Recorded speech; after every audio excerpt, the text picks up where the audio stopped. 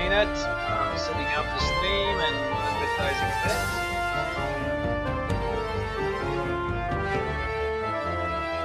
I'll be with you shortly. Very shortly.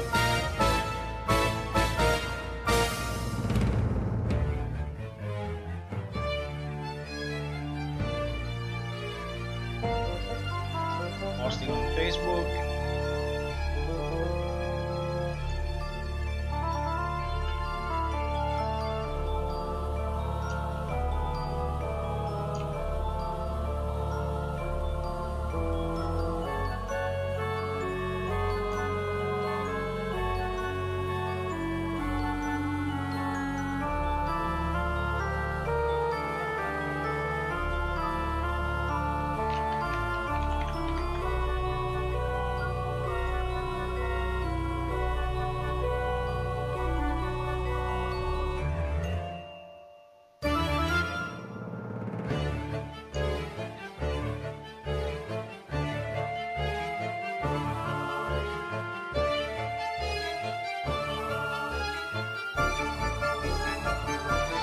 Okay, we are missing only Twitter.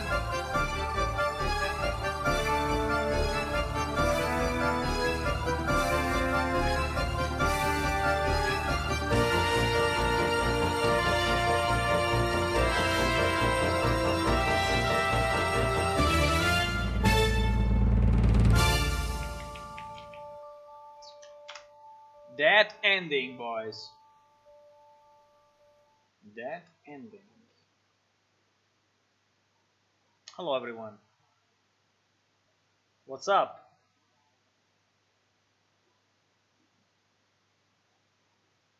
Everything good? Everything good on your side? My side, yes. Everything is pretty... My side, everything is pretty much okay.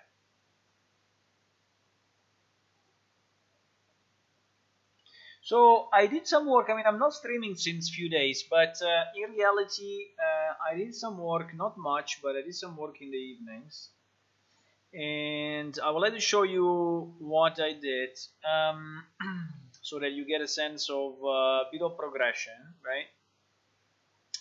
Let me just double check here all the notes, and I will give you an update. So basically, in the last few days, one thing that I did was to sort out the camera settings. So first person, third person, and what we call the talk camera, right? The talk camera. Basically, the idea is when you're speaking with an NPC, you will be able to focus directly on that particular NPC, and so see his face, let's say, as the main part of the screen, and seeing the dialogue that goes through, right?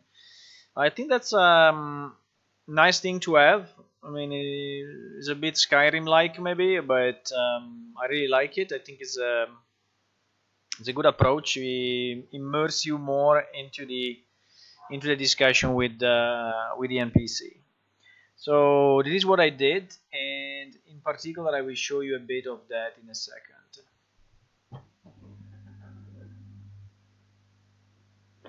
Let me open up Unreal, and I will show you how it's set up. Okay, how that is set up.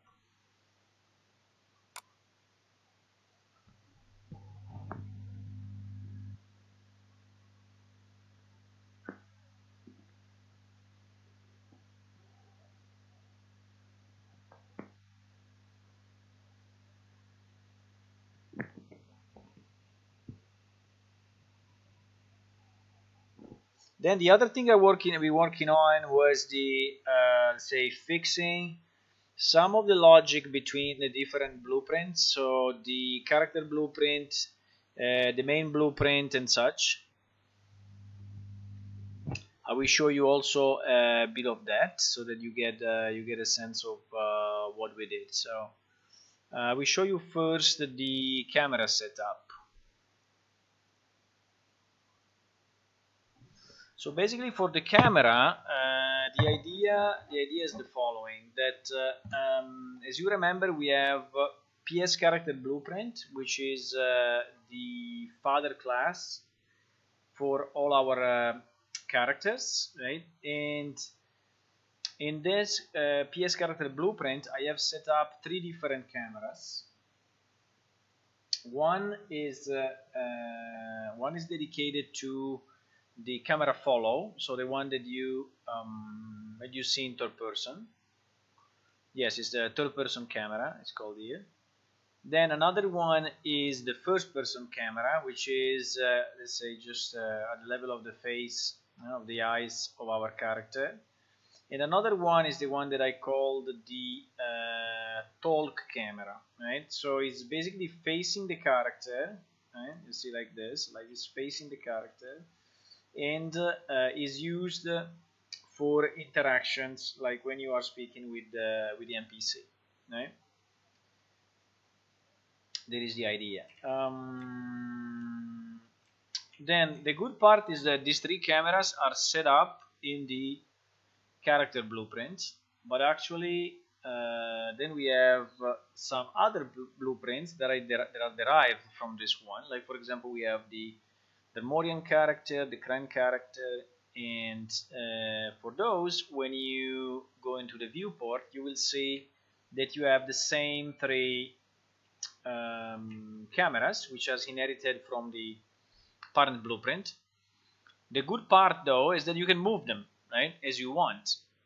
So those are inherited from the parent, meaning that in blueprint you will be able to reference those cameras with the same name, right, same name and type, but you can move them for the specific character. So for example, this one is an elf character, and so is a bit shorter, and so the first person view is lower compared to this other character.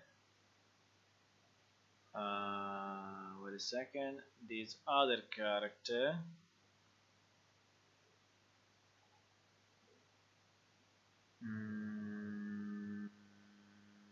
What happened to this class? Why I cannot see anymore?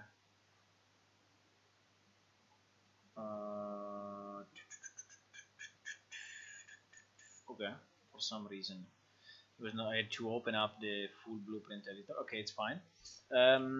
So in this one, as you see, the camera is higher, and also this camera is higher, right? So the face camera and the first person camera, and we can do the same with all the others. Then inside the code, when we are, for example, here, we are pressing a specific key to move. What is it? Wait a sec. Should be down here somewhere. Yes, these are the camera positions, right? So, hello Jess, welcome. So we have, for example, this one. If I press the K key, I change the camera to the talk position. If I press T, I go to third person. If I press F, I go to first person. And so, and in particular, I created some functions. Like this one is the function dedicated to the camera talk position, which is doing nothing else than understanding who is the actor that we are speaking with, right? Who is the NPC. For this NPC is searching his talk camera. So let's assume that we are speaking with this elf, right? This elf. So we search this camera, this one, right? The one that you see here on the right side. We search that. We get the location into the world of this one. We get the rotation of this one. So we know position and rotation. And then what we do, we just set the player's talk camera to the NPC talk camera position, so that our player camera goes exactly facing the NPC. So, and then we have to disable the other cameras, like the first person and the third person, right? So that is what we have to do. Now, before doing anything else, and also before saving anything, let me just quit, and I don't want to save anything, and update SVN, because because there have been some updates and I want to be sure that we get the latest, right? Okay, you see, there's been a lot of changes, so I want to be sure that I get the latest before restarting working on it. Okay. So now let's just test the camera settings so that you will see what happens. Right? So I start the server and the client, and I will show you what is the effect in game of those camera settings.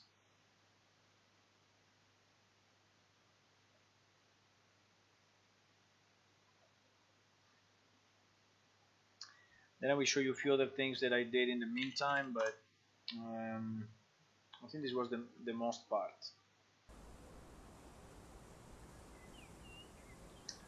So if I select this guy,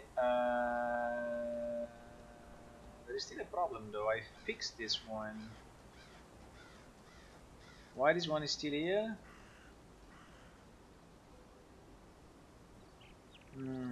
Character tick. I fixed that one. Why is still here? Maybe we didn't update fully. Sorry, let me check because it seems to me that there is something not working.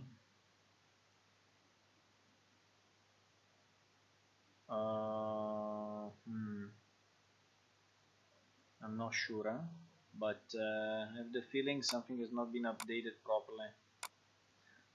Cyborg, are you connected to the stream? Because I just want to be sure that you got my version of the PS character blueprint, because it seems to me that something is missing.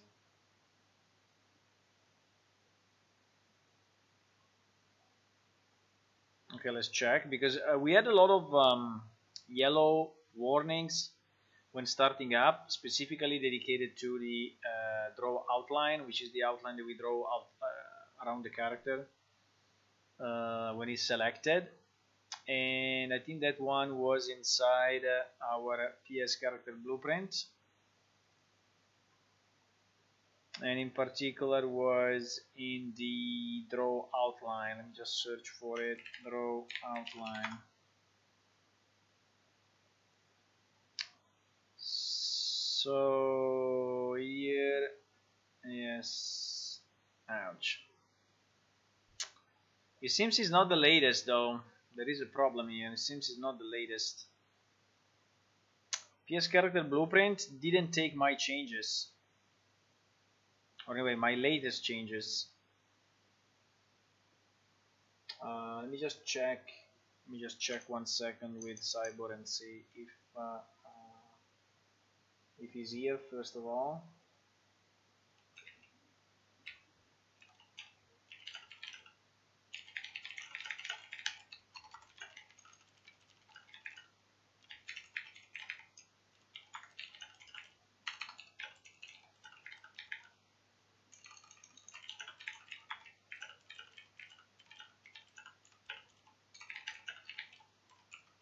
Because the fixes I did to the draw outline, which were done, let's say, in a previous revision,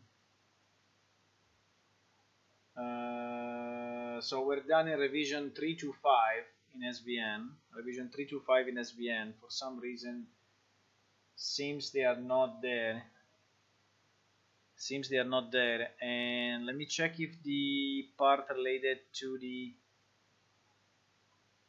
robe is there.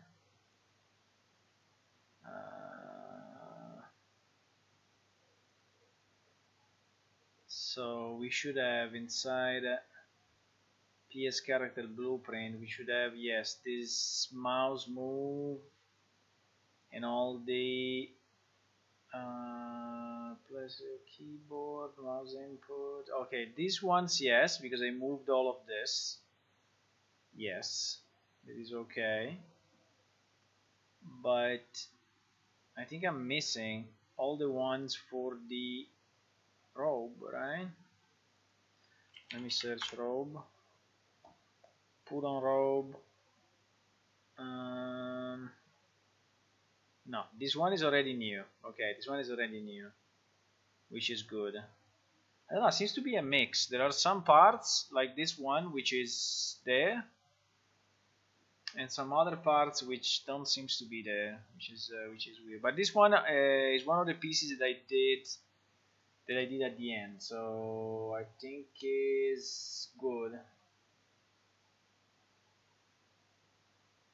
Okay. Because I made some functions like this one, which is the wear robe and remove robe, which are, let's say, generic, and then with an overridable function by the subclasses. So that the elf class and the Kren class, they can, yes, override the virtual functions. Yes, so all of this is updated. I don't know why only the part related to the draw outline is not updated. Maybe I forgot to check it in. Could be, but strange, because I think I did a single check-in, you know. I did a single check-in. Yes. Anyway, I can do it again. I mean, I can redo it, but I'm a bit surprised that we are losing some pieces. I don't know why. Because here what I did, well, first of all, yes, there's also another piece, another piece missing here. Yeah, there are a few pieces missing actually. There is this one which was connected here. This one which was connected.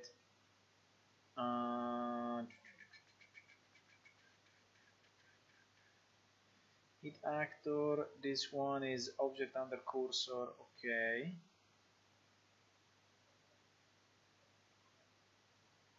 Yes, this one is okay as well. And then I did a check that this one was actually valid, because the problem is that we were printing out a lot of yellow errors because we were not checking that our mouse was on top of something that was actually valid. So we have to do this. So if the object is valid, then so this one is check if the actor is valid, right? If it's not valid, we do nothing. We don't draw the line. Okay, anyway, I think the only change that I'm missing, for what I can see, is this one. All the rest should be okay. I don't know, maybe maybe Cyborg, you copied this part. I mean, you did a kind of a copy paste between the different blueprints, could be, and maybe you copy pasted this one thinking that it was done and was not touched, but in reality there was this one on top, this additional piece on top. So okay, but basically with this we are just ensuring that whatever hit by distance we get, hit results under cursor, as a valid character selected. Okay, so let's save this. I will show you a bit more of what I was doing, but I was just surprised of that problem. So let me relaunch client and server. I think we need to find a way to make a diff between, I mean, make a diff of the blueprint, so to know what's changed, you know, in the different blueprints. Because at the moment it's not very clear to me when a blueprint is changed. Okay, you see, now we don't have the yellow things. We still have one piece. We still have it actually. It's coming from PS character tick, update outline, draw outline. It's not finding the property actor. Very strange, because now we are checking. Okay, anyway, I will show you the camera and then we go for we go maybe to chase why it's still giving some draw outline errors. Okay, but let me show you first. Let me show you first this.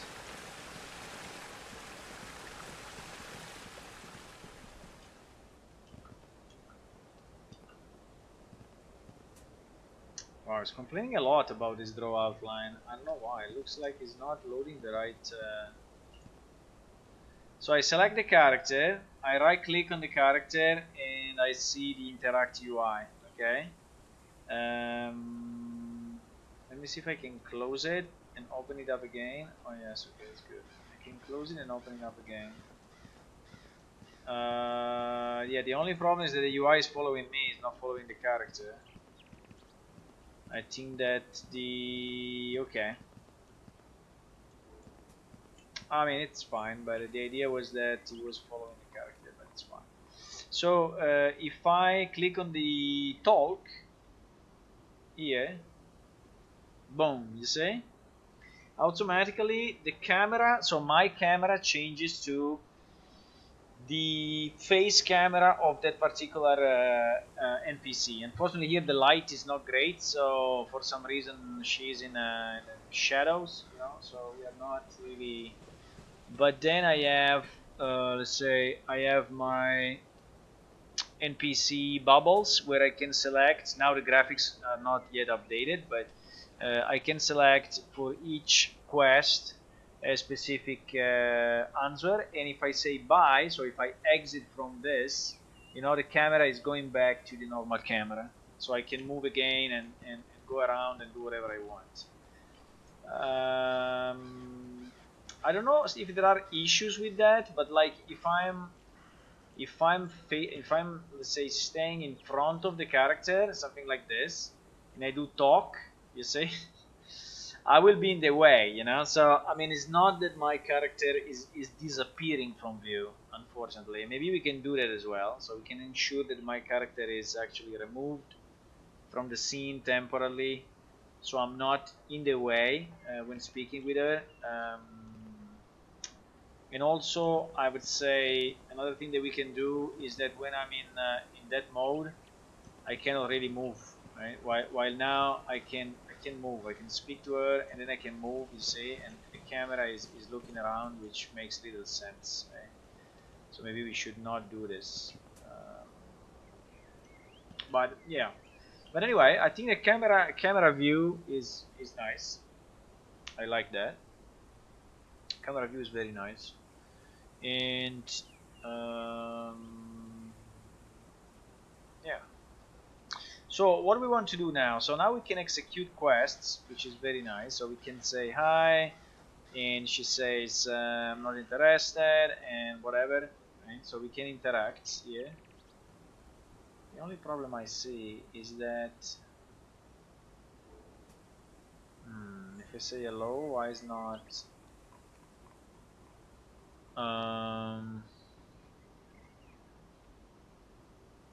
seems that it's going back to the third person view for a second.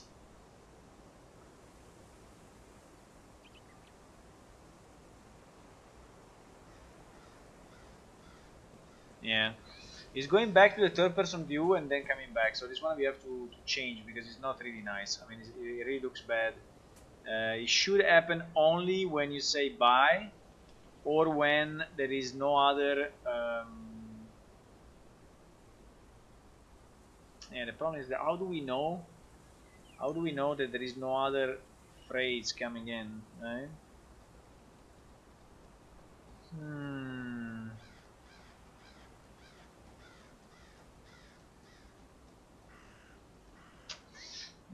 That is something we have to think about, because actually maybe we can have it like you press escape and it just okay, I just find out that escape exit from the client, which is not what we want, but anyway. So I think we need hello Maui, welcome. I think we need to be a bit smarter in how we change from first person camera to third person camera, right? We need to be a bit smarter. I don't know exactly how to do it yet, but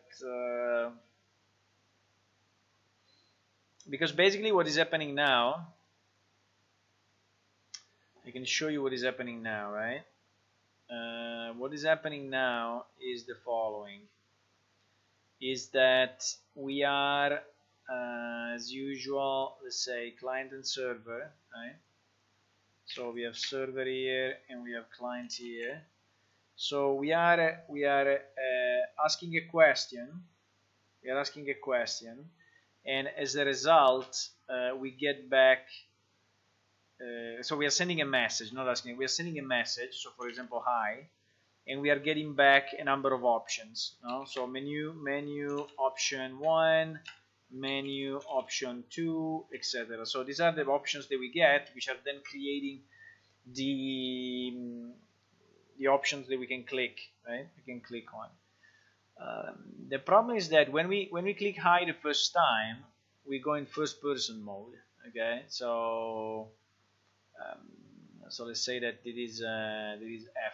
Okay, so I go in first person mode, and no, sorry, not in first person, in talk mode, no, in talk camera. Let's call it TC. Okay, talk camera. I go in talk camera here, right? Then when I say bye, I go in. I exit from the talk camera because I'm sure that I will not have any other message coming to me, no? And so I go back to my third person, no? So let's call it third person camera, right? The problem is that when I just say something else, right, which is, for example, yes, I will get that. I mean, I will just answer to a specific option. So like, yes, I will do it. I don't know if when he's coming back, if he's coming back or if he's not coming back, right? So I don't know if this will bring anything back. So I still have to stay in a talk camera, or if there is no more text to receive, and so I could exit from it. So maybe what we should do, we should or we send a message from the server saying exit from it, or we close. I don't know how we were doing in the old plan shift. I think we were staying in. We were staying in until there were no more messages. But how we were detecting the fact that there were no more messages? There is something that I don't know. Should we check it and see what was the logic before? It's exactly here because I didn't change I didn't use this in some time. So we are exactly here. So inside NPC dialog, button pressed. Right? I display the trigger. I set current focus widget. It would be interesting to know when we change the camera. When we change the camera.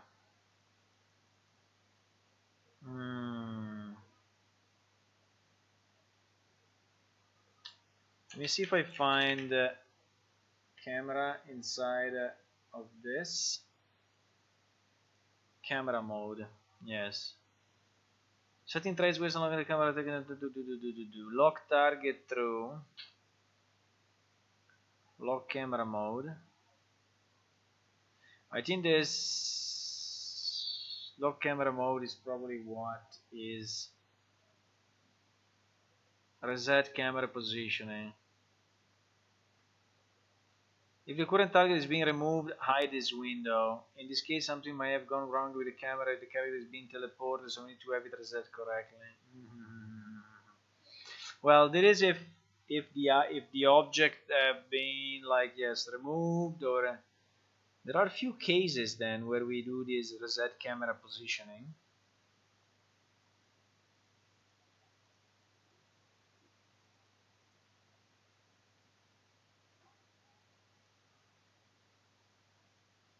Get camera mode.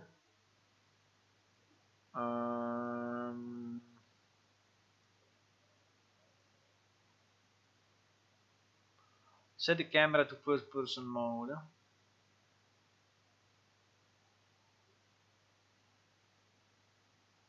Log camera mode. Restore camera mode. So yes, basically is when the NPC dialog window goes into hide. So when this one gets hidden, right? Now the question is, what is the logic for hiding this? Hiding NPC speech and asking for another set of possible questions.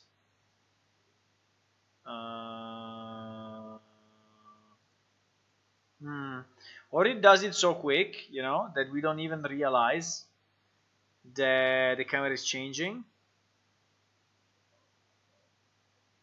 But actually, I mean, at least in Unreal, it seems very visible to me, right? So you were, I don't know if you were seeing it on the stream, but when I was speaking, when I was clicking another button, the camera was quickly switching outside and then switching back inside. So it was a bit annoying to see, actually.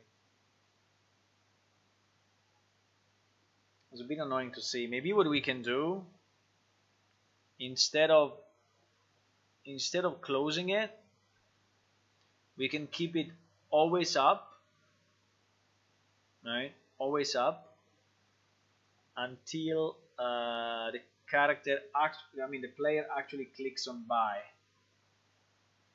You know, we can keep it on. I mean, it's true that we are locking the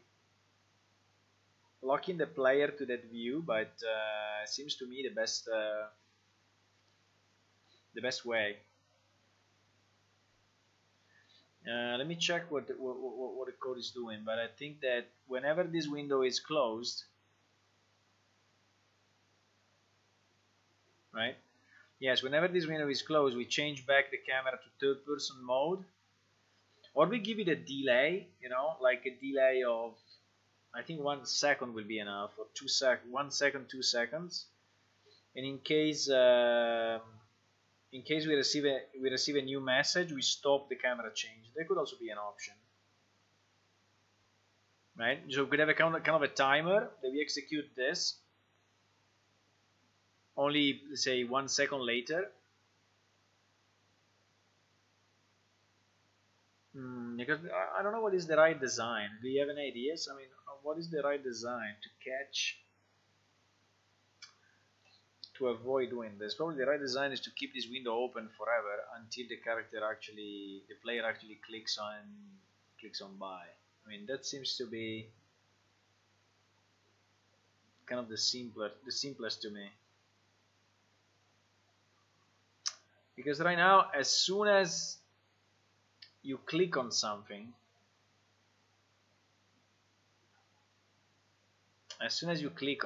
this window goes away. And then it comes back. So this window is popping up and going away, popping up, going away, popping up, going away at every answer, right? And I don't know if this is really the best way.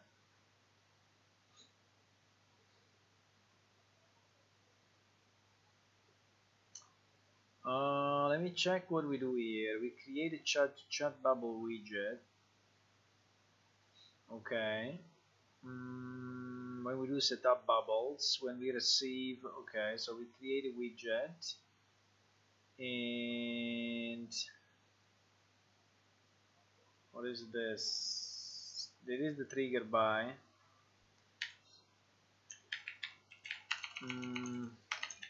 Chat bubble with trigger by. Okay, this one is kind of a mandatory one. Okay, that we have, kind of a mandatory one. And here we have one chat bubble for each quest entry, right? Which I think is good. I just would like to do something, just to have instead of this, can I enter like /n to go? Let's try. Like if I have /n and see if this is okay. And also another thing I would like to have, I would like to have a kind of a parenthesis between the two. So quest name, I think what I want to have, quest name, which is actually between parentheses at the beginning, and then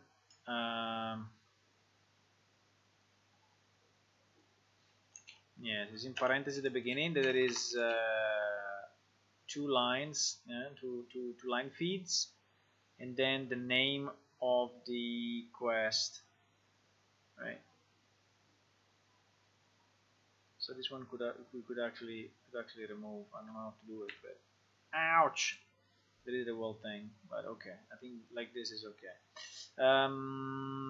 So here we are creating one chat bubble for each new menu entry, and it is fine. Then this widget, which is the wchat widget, let me just save this. If I go under widgets, I think we should move this UI one day under the real UI, otherwise we continue to have it in two places. This one, which is the actual chat bubble. By the way, I would like to have some border because it's really bad to have zero border. Padding, left, top. No, I mean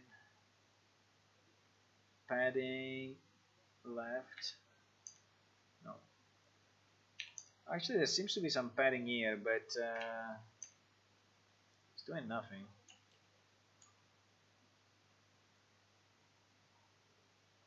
Oops, something happened. Padding 4:2. Appearance, desired scale, adjusted size scale 5. Tooltip text is enabled, visibility, transform scale, pivot, performance clipping, navigation on mouse button. There's not much here.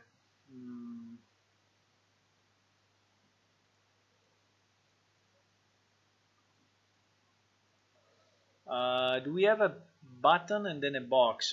Yes, we have a border, we have a text block, we have an image. Where we have an image, I have no idea, probably for future usage. And we have our text block, right? I think I would like to see if we can have some padding, some space. Here it is, left 2. Okay, so now it's working. So if I do like 5 and 5, it would be slightly more centered. Okay, it would not be just at the beginning. So I think it would be nice. And also I think the font to me is extremely small. I don't know what you think, but it seems to me very small. The font. So if I go under appearance, brush color. No, wait, I have to select the text box again. I think I selected something else. So the size is 9 at the moment. Let's try 10 and see if it's a bit better. Okay, let's try size of 10 for the text. Okay, but basically I think when I click this,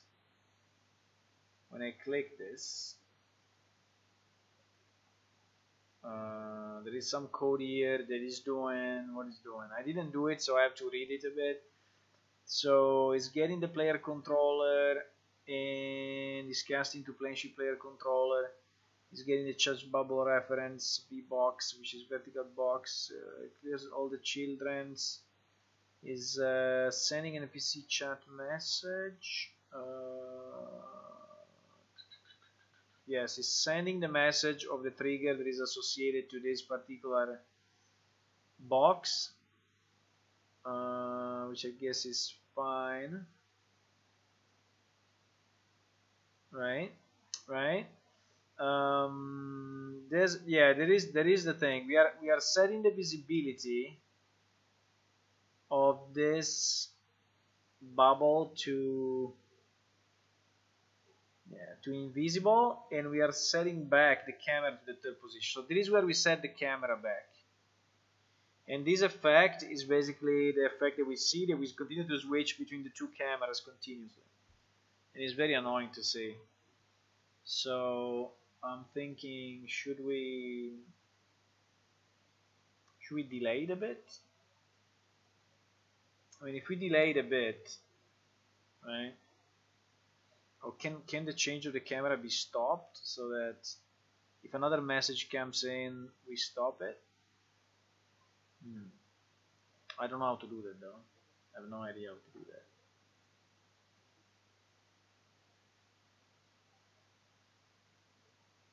I have no idea how to do that, boys.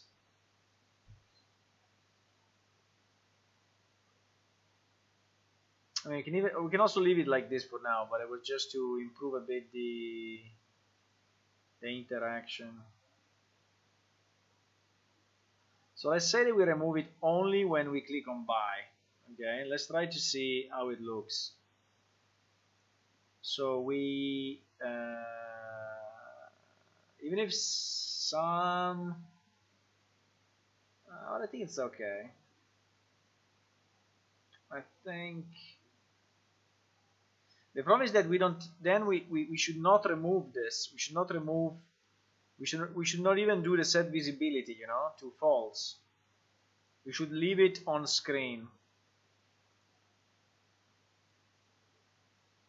So we should disconnect this, leave it on screen, and only if this bubble is the buy bubble,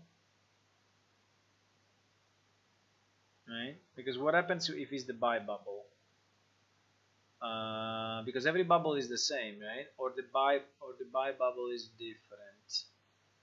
The buy bubble, no, is the same.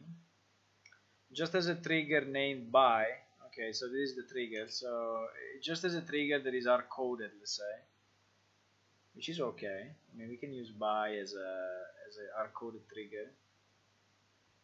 I don't know if we have some conflicts then with other triggers.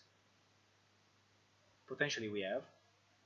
Considering we have more than 350 quests, maybe one will use buy to do something else, but for now let's assume that is okay. So if we assume it's okay, we could check. The first thing we should do, we should check if the trigger of this bubble is buy, right? So we can do a branch and we can do a string equal, right? And we can say if our trigger, let's copy to make it less messy, our trigger is equal to buy, and if this is the case, let me move this down here. If this is the case,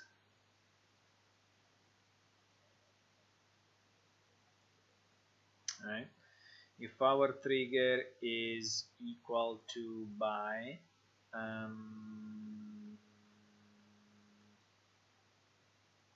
if our trigger is equal to buy, then what we do, we go here and we close the window. If it's false, we just execute. So here we do check for special trigger buy, right? That's what we are doing.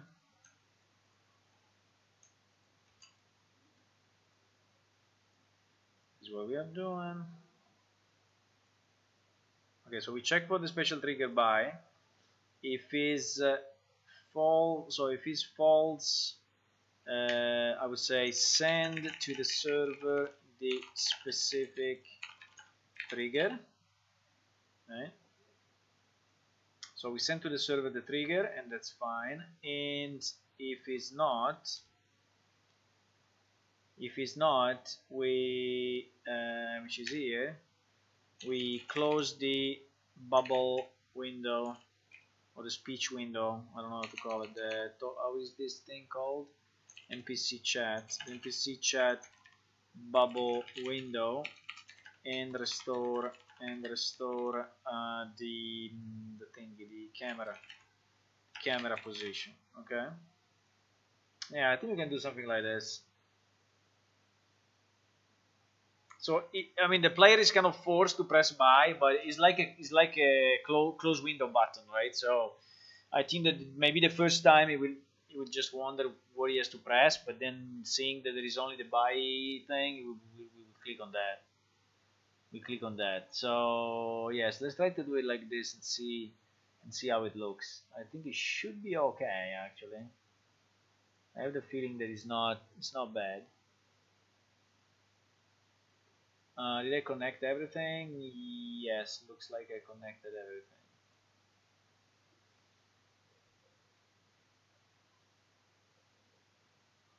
Put the delay on the timer and clear the message when it goes in. I don't know. What do you think about the solution I did now? Do you think it's okay or not? So that the player has to click on something. Do you have a nice kind of a nice image to put on the background of those bubbles so that they look a bit similar to the one that we had in the old plan shift? That would be very cool. Another thing I really wanted to ask you, Cyborg, if you are listening, there was a change that you did some time ago to basically avoid the widget to rescale when you are scaling the window, right? But I think overall is a very bad idea because then makes the proportions between things kind of wrong, right? So for example, typical example is the character creation. If I go here, let me show you. If I go here and I just enlarge the window somehow and I do create new character, you see what happens? The window is no more of the sides of the screen for some reason, so it's not rescaled properly. And being that this one is a fixed kind of a fixed sides image, you see, I open it and I see the background, I see the scene that is on the back, just because everything is not scaling. And I would like yes, but I think it's much better with scaling on, right? Everything should scale. So if you are, let me do another example. Another example is the following. Let me say that I have my let me just delete this. Let me say that I have some widgets on the screen, right? So I have my chat window, I have my quest window, I have my blah blah blah window, and I want these windows to be exactly in these positions, right? So I want this to be exactly in this position, this exactly in the position, this exactly in the position. With the old settings that we had, they stay exactly in the right spot. With the new setting, when I enlarge the window, this thing is starting to spread apart, right? So this one will go kind of here. I don't know. This one will no, sorry, this is the opposite. Sorry, no. When I increase the size of the window, they stay here, but they are no more in the right spot compared to my scene, right? So if I increase the screen size, they will continue to stay in this position, but they will not scale. What we want that they scale, so that they move like this as I'm enlarging the window. And also we want these things to become bigger, right? When I enlarge the window like this. So this one becomes larger, this one becomes larger, this one becomes larger. So everything stays basically at the exact same position relative to the sides of the screen.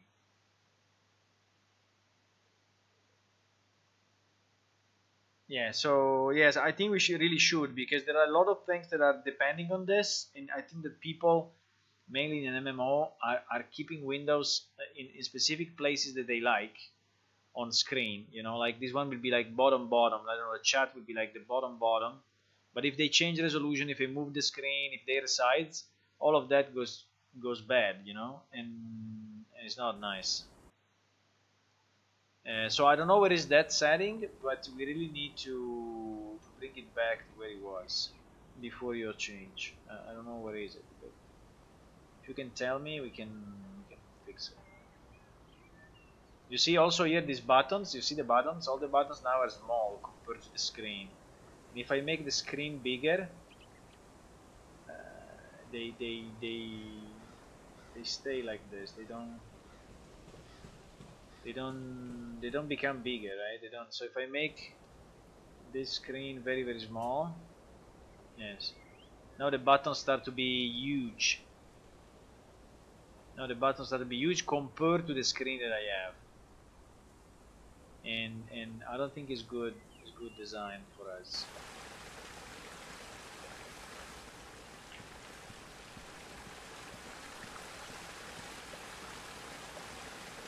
Like you see, if I reduce the screen here, the chat is disappearing. The chat is slowly disappearing, while the chat should follow me, should follow the screen.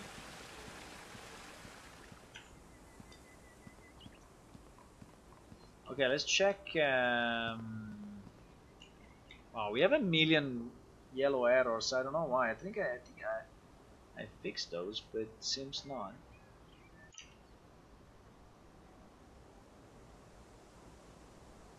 Okay, so let's say that we speak and we say hi. Okay, our /n is not working. Then I go, I'm not interested. Yes, cool. I'm not interested though. Closed all the options, including the buy option. Why? Why the buy option disappeared? I have no idea.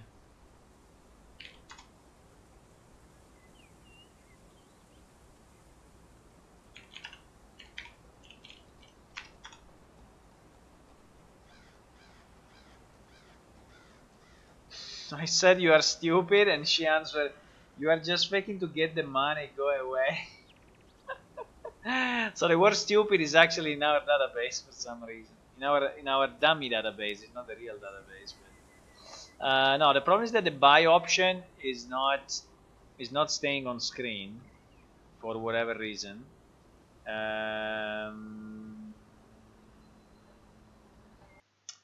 Probably because we remove all the chat bubbles when we because we remove all the chat bubbles when we close that window, except the one that you speak. Could be. So we should remove them all except buy. Maybe buy can be a special one. I mean, it can be really separate from everything and always present. I mean, always there. So you close the window. It's basically like a closing the window. Because at the moment I think is treated like any others. I think it's treated like any others. Chat bubble. So you see, this one is always on screen, but the others are not. The buy is not. So let me just check if we can do. I think there is for sure a place where you clear them all, right? I remember there was a clear bubbles, something like that. There was a clear bubbles somewhere.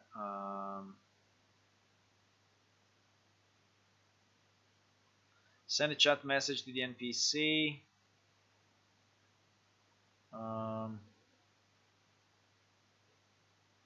If equal to buy, then yeah, this was already similar to what I did on the other side.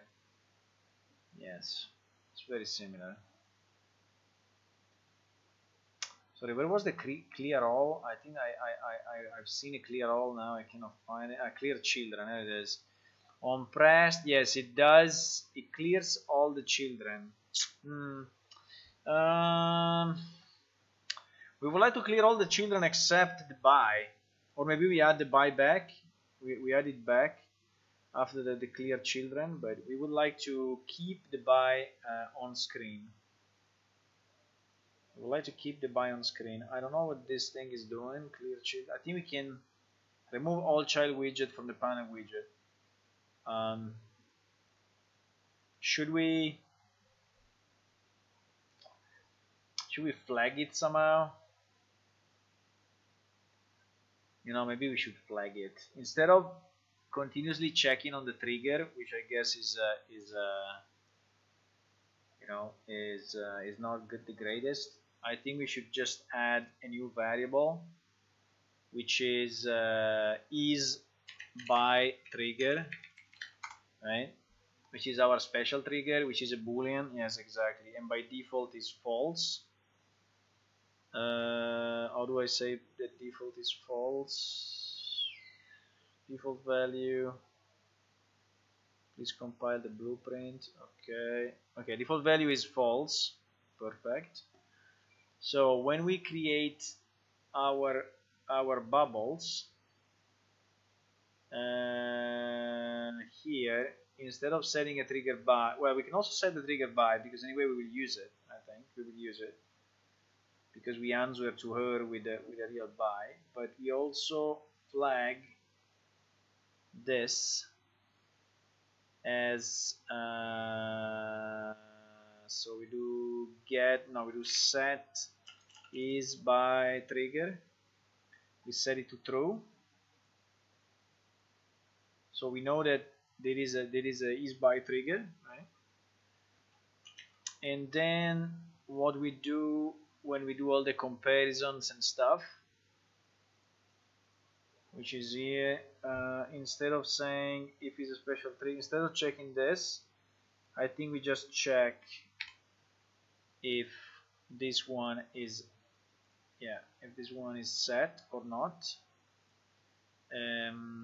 which is cleaner. So now we can also have another trigger which is saying by, but it's not actually closing the window. And then I think we should do it here, and we should do it also. Where was the other place? There was another place here.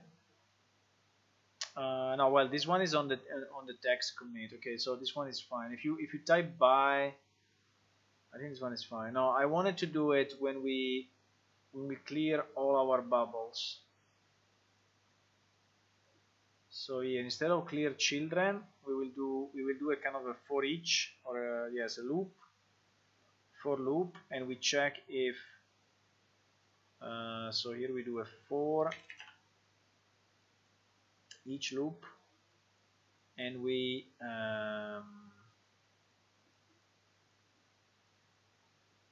and what do?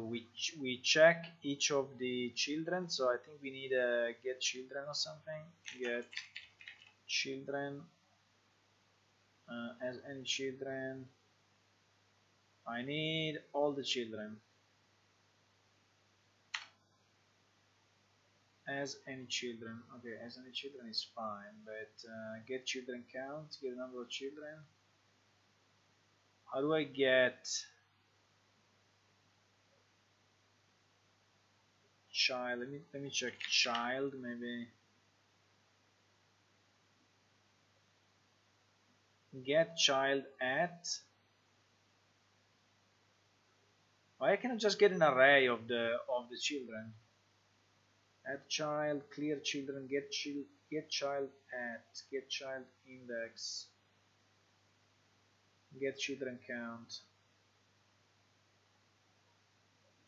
Okay, I can do get children count, and then for each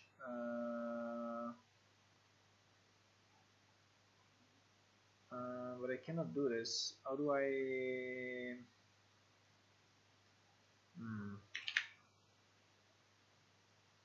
I think I do a for loop at this point, not a for each.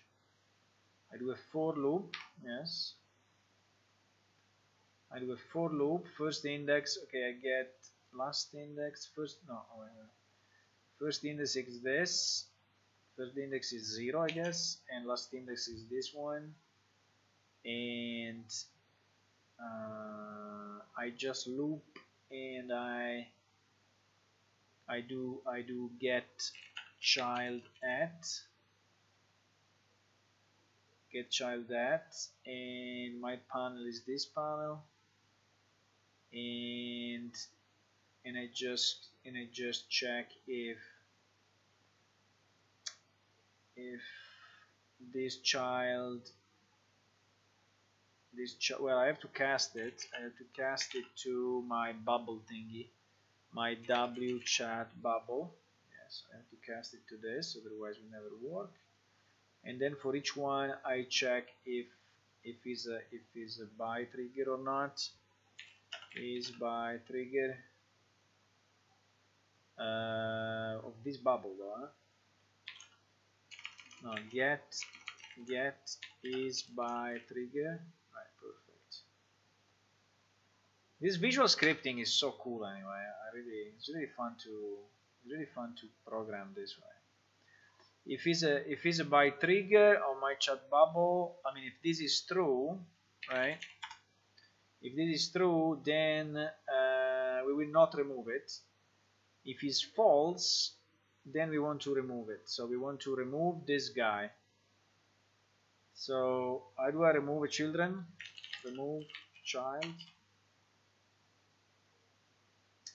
Remove child. Panel widget. So from this panel widget, I remove this child. Okay. I remove this child if it's false. We said, if it's false. And then, what do we do? And then we set.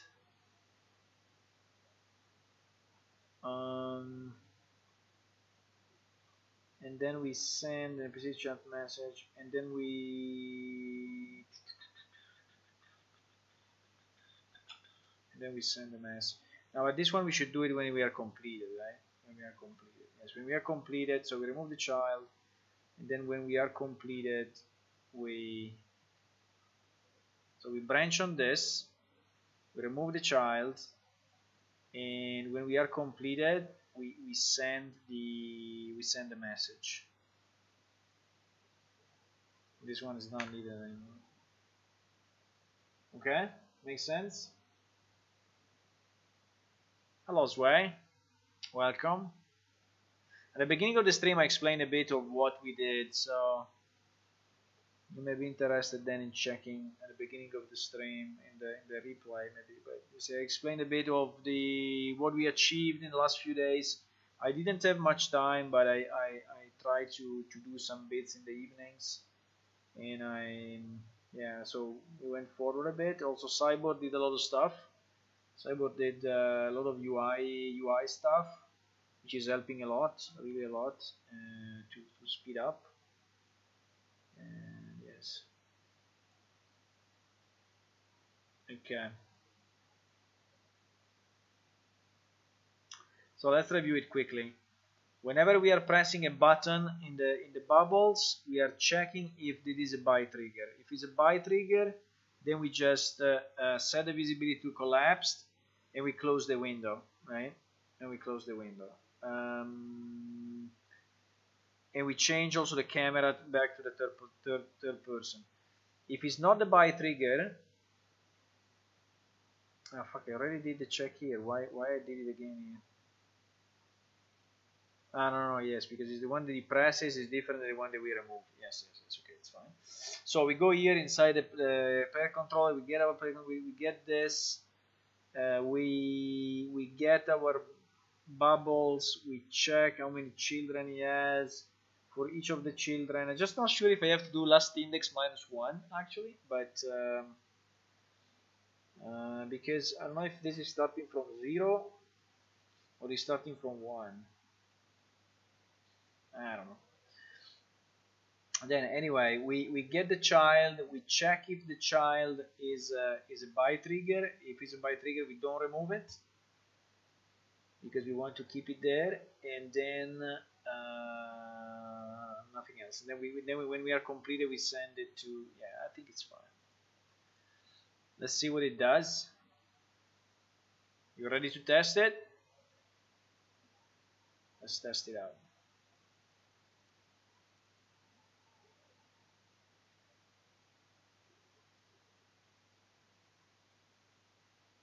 Yeah, Cyborg is helping a lot actually. It's doing a lot of stuff, and it's good because I'm focusing more on the server side. It's focusing more on the client side, and so we can actually work kind of in parallel. Even if there has been already few places where we were doing things at the same time, but I think it's okay.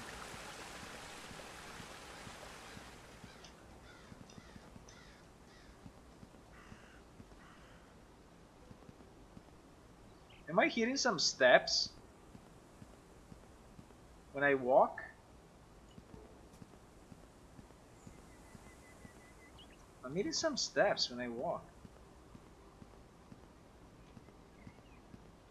Okay. Okay, this draw outline becomes absolutely crazy for some reason. The amount of yellow messages is crazy when I come close to this NPC. We have to sort that out. You see, like now the chat window is in the middle just because I expanded the.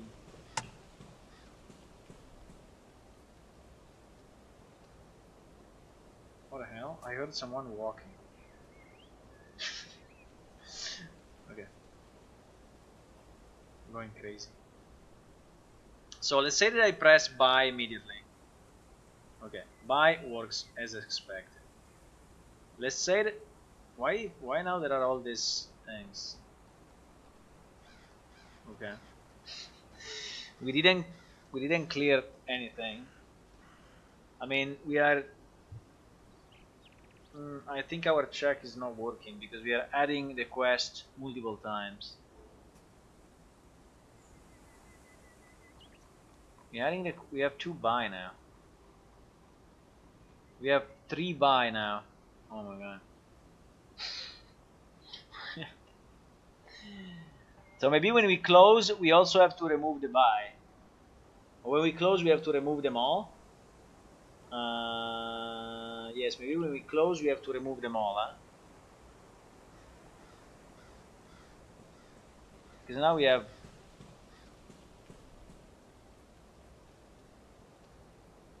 What the fuck? Why am I hearing someone walking?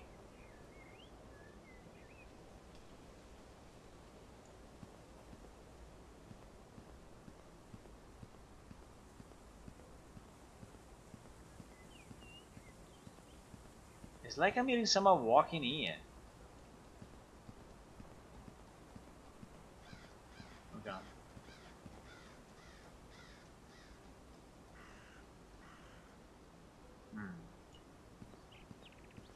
Interesting sound effect. Maybe it's just random. Sometimes it just walks. It just. Oh my god! Look at how many we have now. Holy shit! We have the same one 2 times, the same one 3 times. I mean, there's something not working here. Huh? Okay. Maybe the last index is not working.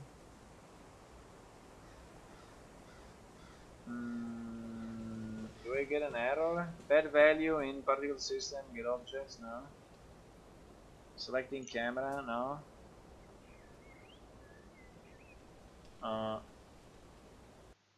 Okay. I think I did something wrong in the removal, so we are not removing. Yeah, I think it's Armquist Ghost, absolutely. I think it's him. I think he's very unhappy that there is a lady now running the shop, and he's like, what the fuck is my shop? I think he's inside actually, where you see that those 2 doors, the 2 big doors. I mean, he's inside, but unfortunately we didn't give him life yet, so he cannot get out, and he's very upset. He's very upset. I think that's it. Okay, so we did something very stupid here. I don't know what, but we did something stupid. So when we set up the bubbles, we add the chat bubble we trigger by. Okay, but this thing we do every time, which is a bad idea. We should do it only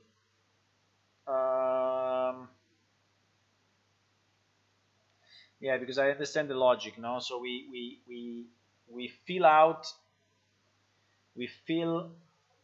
all the others, and then at the end we add the buy, right? But we could also remove the buy. We could also remove the buy. No, if we remove the buy and there is no other question, there is no other text, this guy will never be able to close the window. We'll never be able to close the window. So we need, what do we need? Do you have a suggestion? We need, so my control N, by the way, doesn't work. I don't know if there is a way to line ending, no, line carriage return, no,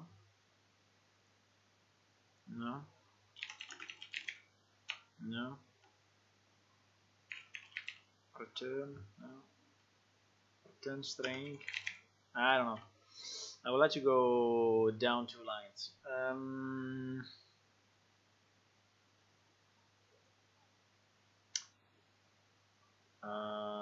What I wanted to say.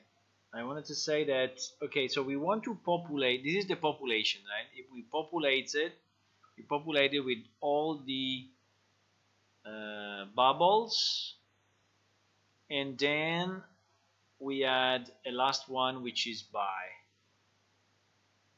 And then we add the last one that is by. Okay.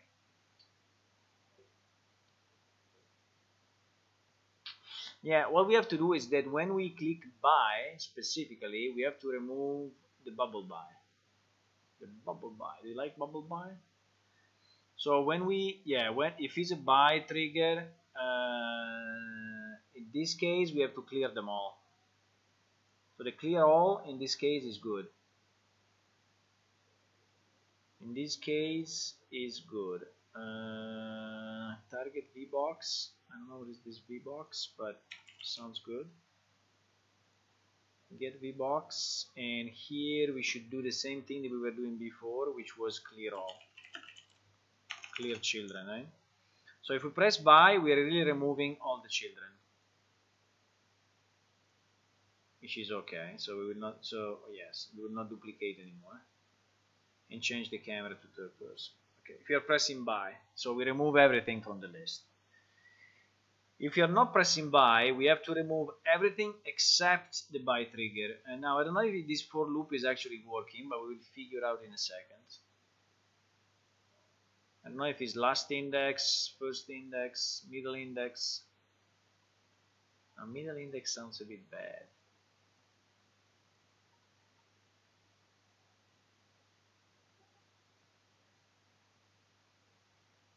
I think having some sounds is pretty cool. Sound of walking, you know. I mean, having sounds when you walk, I think is cool. I don't know if other people are I mean, if it's propagated to the other players, but I think it would be very cool to have.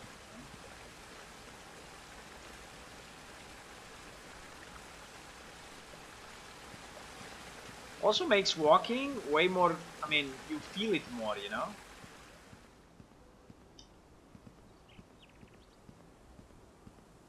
You cannot feel that you are walking. I like it a lot.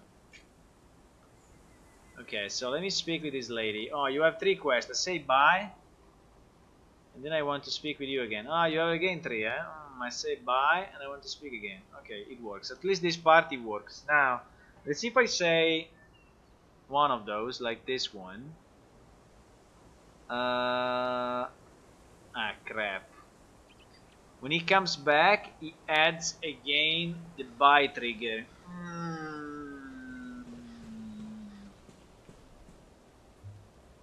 Adds again the buy trigger. Should I do it again now? All things are doubled. All things are doubled? No, these are different ones.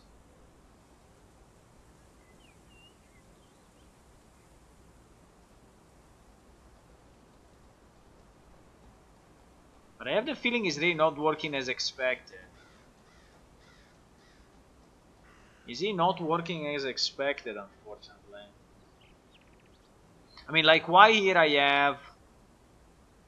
have now 3 options, while before I was having only 2, right? So I should have the main option, which is the high. I should not have it anymore. I should not have it anymore. Why I have this?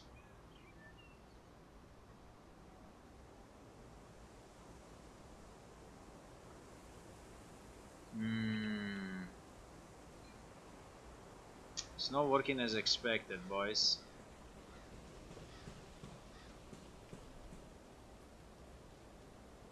Someone is walking again. Why have these three? I mean, is the server really sending me 3 or 4? Because if this is the case, I think we have some problem in the logic. I remember it was not happening before.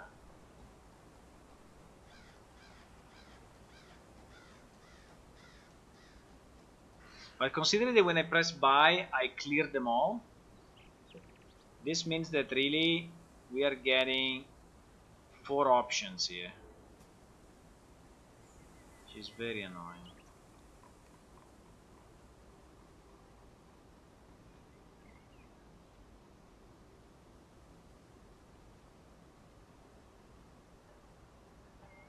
Why we are getting all these freaking options? Let me check my quest a second. I want to understand. So that we have 2 quests open. We have 2 quests open at the moment. We may delete them and just restart and see, but it seems to me that we are getting more information than what we are supposed to get from the server. So the server is sending us, let's say the opening quest should not be here. The opening quest, the opening phrase, you know, because we did it already, should not be here. So is this one or the other 2? It cannot be three of those, right? Cannot be. Cannot really be.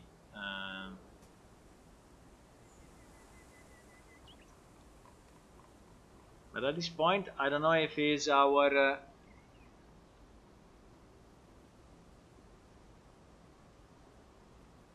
wow.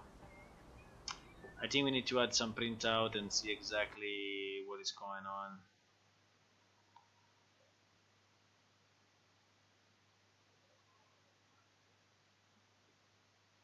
Consider trigger carry, 5 blank responses. Find response carry. Well, because the server is printing a lot of stuff, so maybe we can already understand what's going on.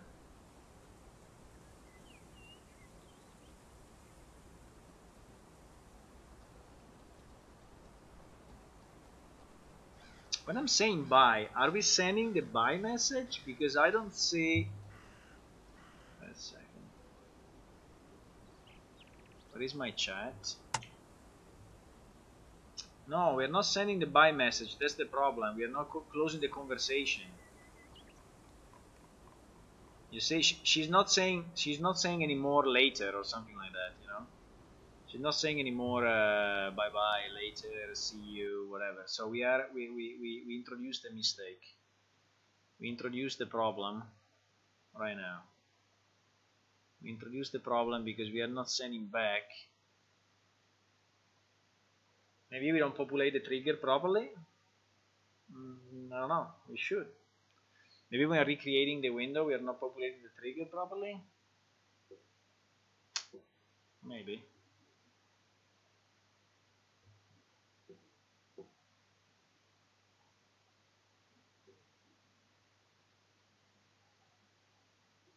Okay, let's see.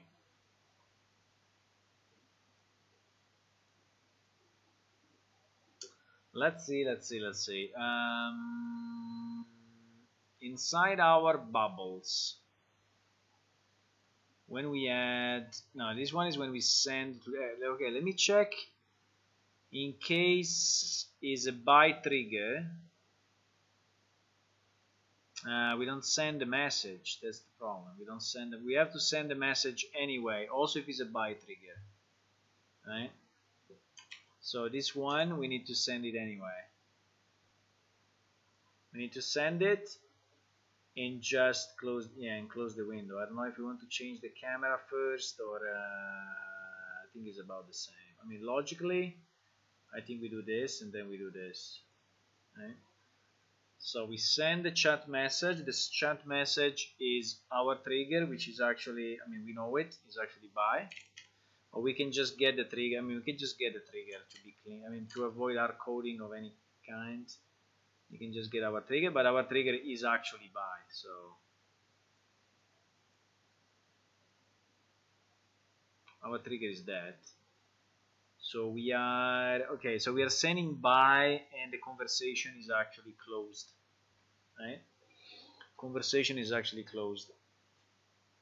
I think she was getting a bit confused by having the conversation not closed in any way, and us asking again the list of potential triggers. That I think is one of the problems.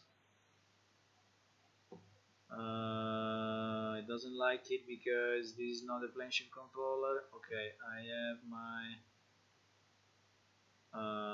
plane shift player controller.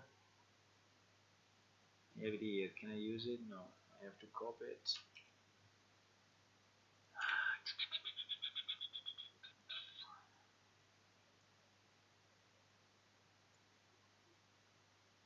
Okay, should be better now. And so in this, we missed the target NPC though here. Why we don't have the target NPC?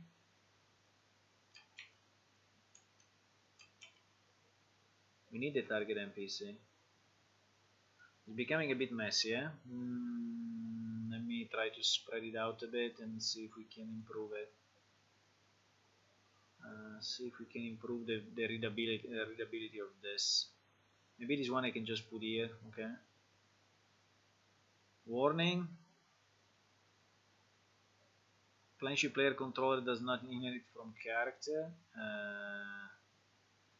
Because here we are doing get player character, okay, and there we are getting get player controller. Okay, let's do this. Okay, and this. Okay, so I think this part is fine. So at least we are sending the buy message. At least we are sending the buy message. Let's see if it's any better. I was a bit surprised that we are getting multiple answers to our. I don't like that. I don't know if it's an error that I introduced now, or if it's really a server-side error. It should not be, because the code should be exactly the same as it was. So should be as it was in the old plane shift. So we are getting one line, you know, per each quest entry. Meanwhile, we can search how to Unreal Engine, Unreal Engine string carry edge return. How do I put, yeah, exactly, how do I break lines and strings?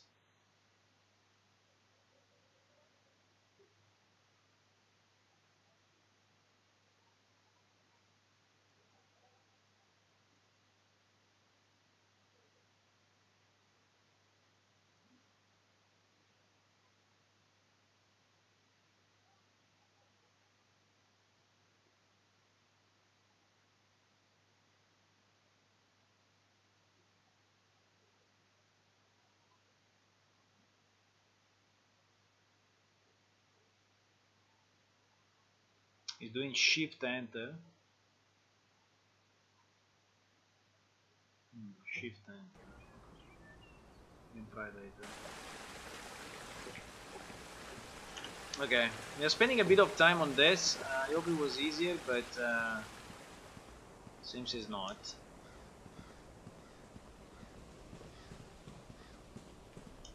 Seems it is not. I am getting all of this. Okay, now she said later, so at least we are sending the message. But the question is why we are getting the beginning of the quest and the sub quest as well.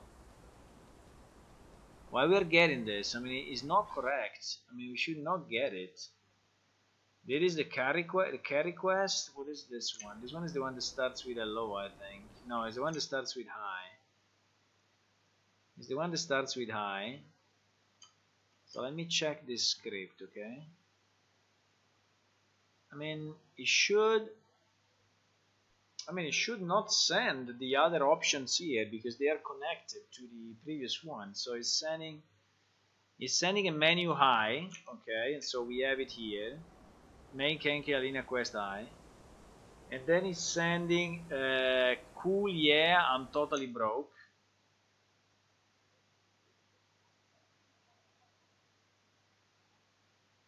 Which is this one.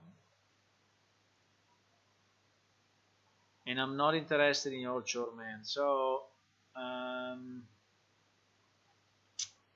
there is a problem here, though. It's sending this one and these two. Well, it should really not send it.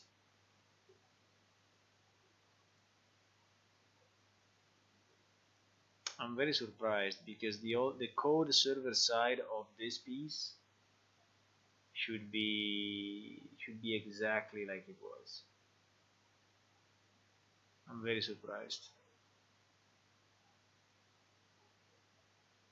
And for sure we were not filtering client side, huh?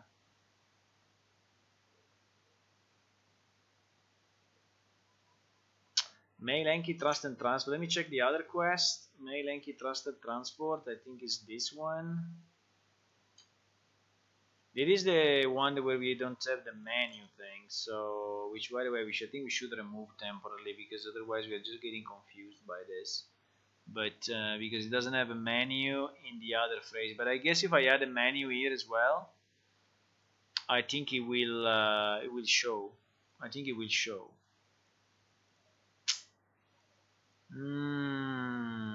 It is not very nice. It is not very nice. I think we have a problem in the... But I don't think if it was working like this. It's the first time I see it, you know. It's the first time I see this problem. And I was... because probably we had only 2 bubbles. That's why. Because I only had 2 bubbles. And so I couldn't see the problem. Yes, that's why. We only had 2 bubbles and I couldn't see the problem. So let me just check server side log. I think we have an error in the logic, unfortunately, which is a problem. Very big issue. Quest message, no, I don't care. Checking trigger. Do we have a way where we send the bubbles? No, we don't have a way where we send the bubbles, huh? We don't have a printout of where we send that stuff. Okay. We have to check it. We have to debug this actually. I think the best would be to launch the server in debug mode and check what is going on because it's not acting properly. It's not acting properly. So I think I had a page where I wrote down, yes, here it is. Upon the client sending the user action, the following code is triggered. Handle user action, send behavior message, show pop-up menu, show menu. Okay, so this was the sequence. So gem npc send behavior message, execute on the target object. So let me check this part in all open documents. So send behavior message. It is the one that was just, yes, when we have a talk, it's just showing a pop-up menu. So that's the simplest one. So gem npc show pop-up menu. It calls this. Go to definition. Okay. So it calls this.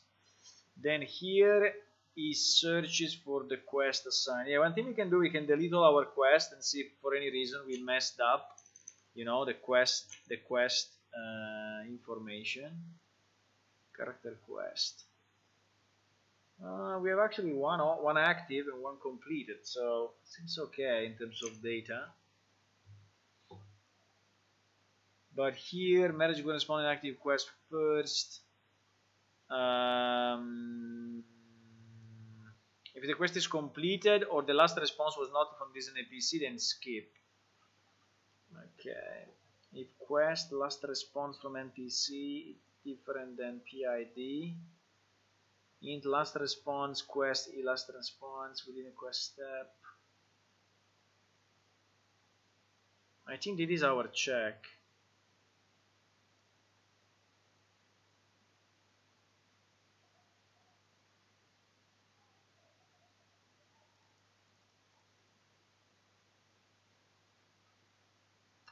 Also offer default choices in case a new quest should be started. Okay.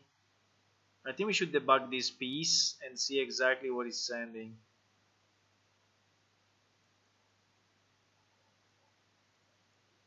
Because it is where it's adding, you know, all the information. And actually I remember that on this particular piece of code I did some changes, unfortunately. Not many, but I did some changes. Because oh, fix me register speaker. Okay, but this should not be the problem.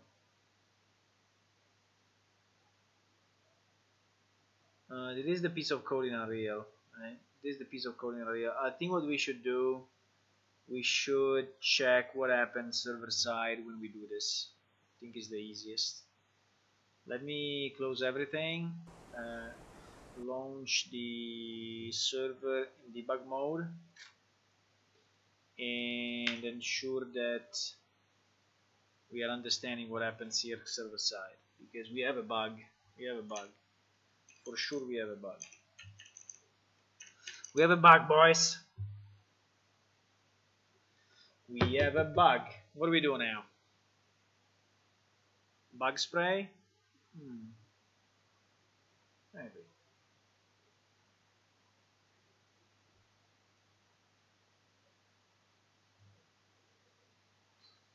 Okay, I'm launching the server. We're still compiling.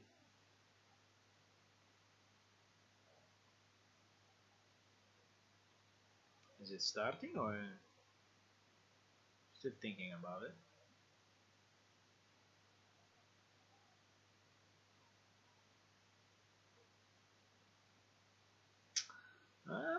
I mean, I'm surprised there is a bug in this piece of code, because it is exactly the same that we use in the old PlanShift and everything is working. So unless there is some filtering on the client side in the old PlanShift that we don't do,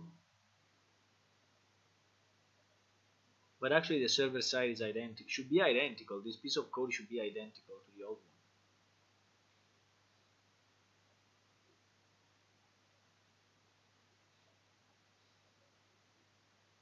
Why so slow? It's super slow to compile. I don't know why.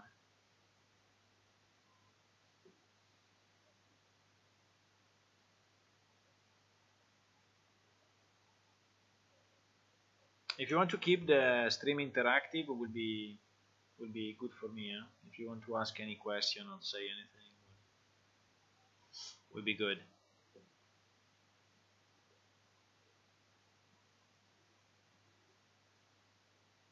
Okay, so we have our breakpoint. The server is starting up. We have some additional breakpoints, but I think we can remove. Okay, the client we can just launch normally. We don't care about that. We don't care about that. We are okay. Server should be fine. Okay, we log in.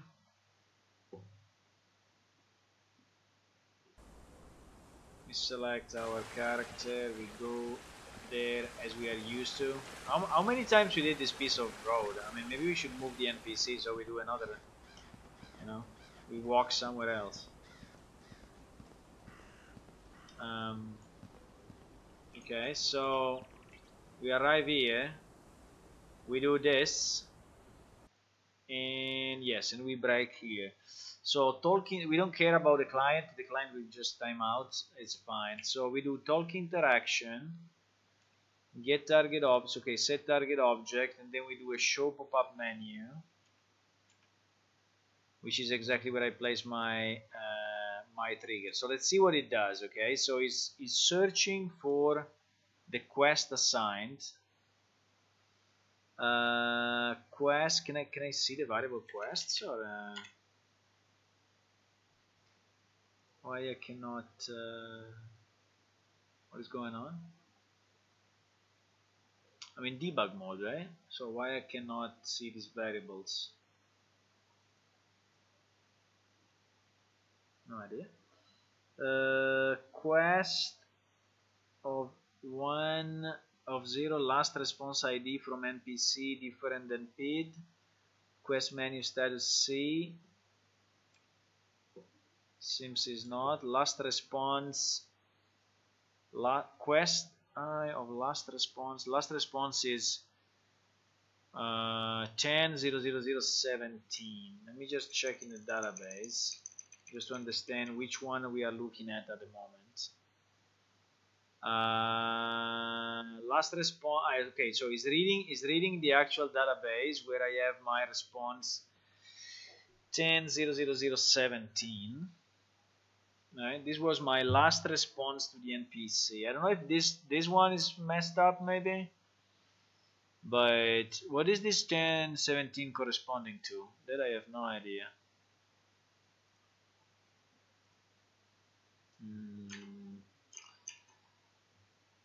Because it's a calculation, it calculates the steps. But anyway, if it's -1, if it's different than -1, so we are inside a quest step. Okay, is finding the responses with this last response, and is getting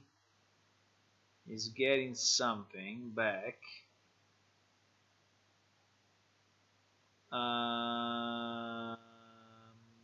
Is inside a quest, mail Enki Alina quest. Mail Enki Alina quest. It was this one. I think it was this one.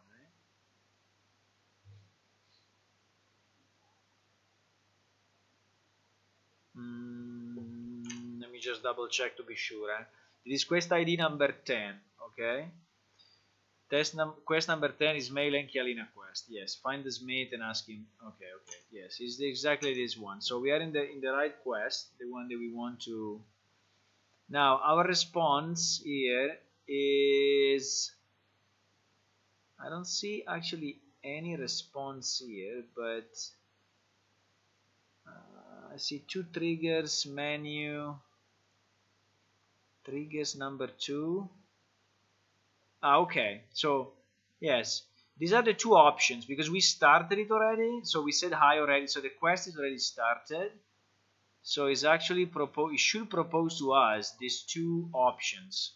These 2 options, sorry, it's a bit small for you to see, but these 2 options that are popping up are exactly these 2, right? Because we say hi already, so hi is not, so yeah, so our last response was that one, so we are answering to these two thingies. Now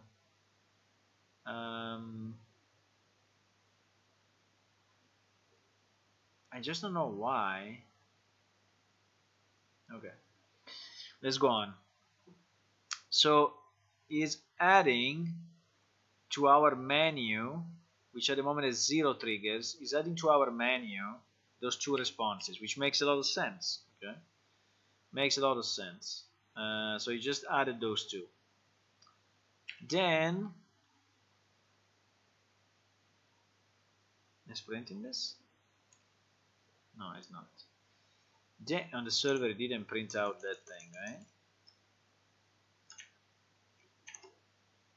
No, it didn't. Okay, so it's fine. So then it cycles on other responses and it doesn't find anything else. So okay, so it finds only those 2 because we have a last response ID which is actually that one. Just wondering if we say buy, if it just okay. Anyway,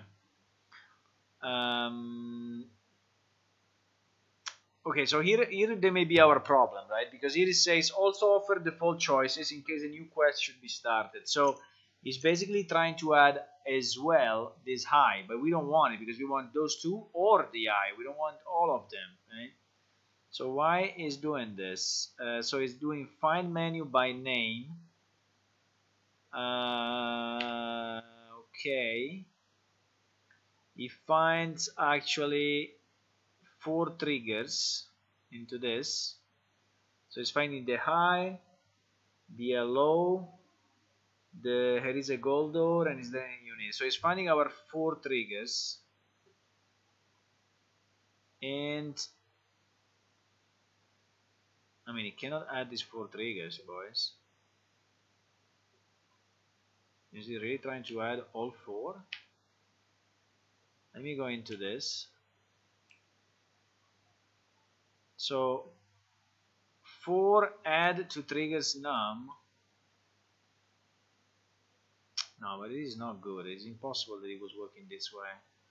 Or I removed something, or because here is trying to add again all the 4 triggers. Add trigger?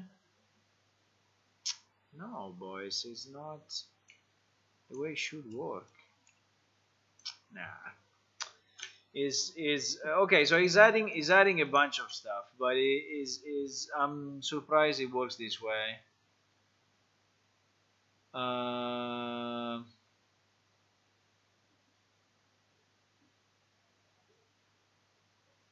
But actually the old code is exactly the same. So the white background is the old code, right? The black background is the new code.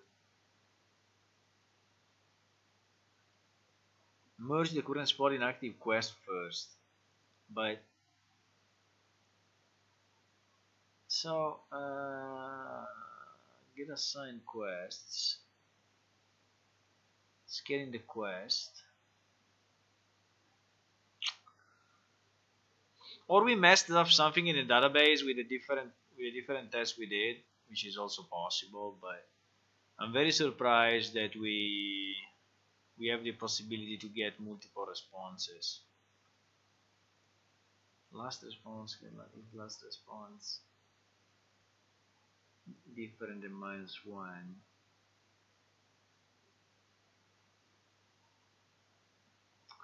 You see, because this 4 cycle is basically adding the other responses, and then in addition it goes here and it adds back also the one to start a new quest. But why the hell is doing this?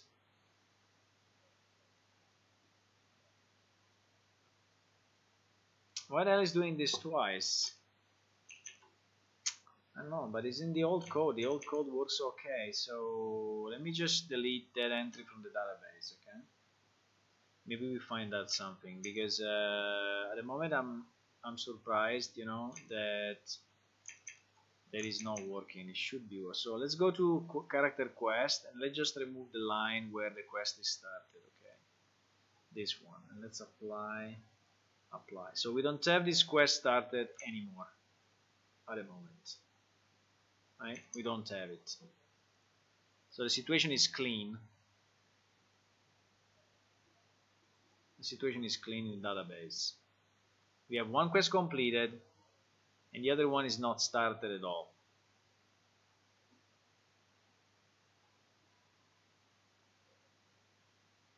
Maybe in the different tests that we did, we messed up a bit with the data. Could be.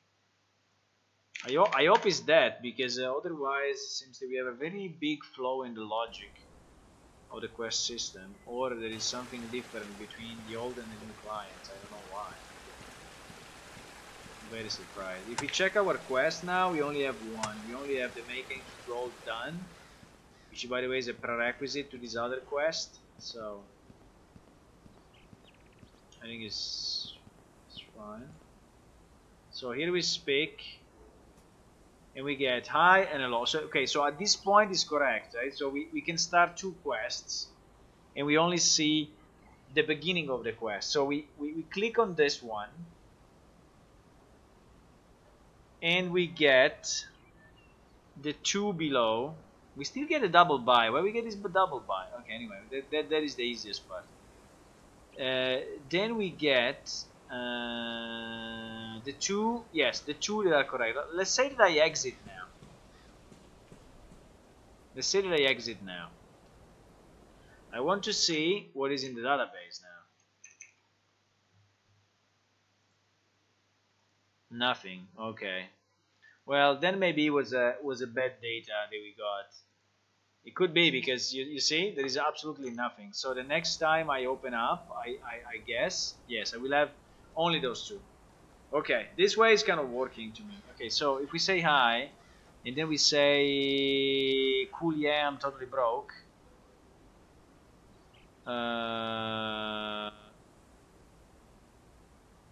What the fuck? I'm getting all these options on screen. We have 3 buy now.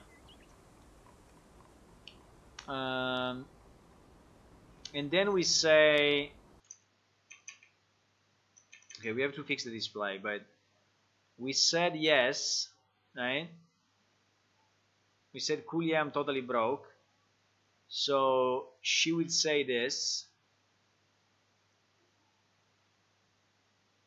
and we should say this one to go on, right? We should say this one to continue. So which is this one. You got a quest. Okay, fine. If I say bye, let me check in the database what happens. Okay, 0021. Yes, I think that it was messed up somehow. I don't know how, but it was messed up somehow. So it's good. We are good on the server logic, which is what I needed. We are still completely fucked up in the in this thing.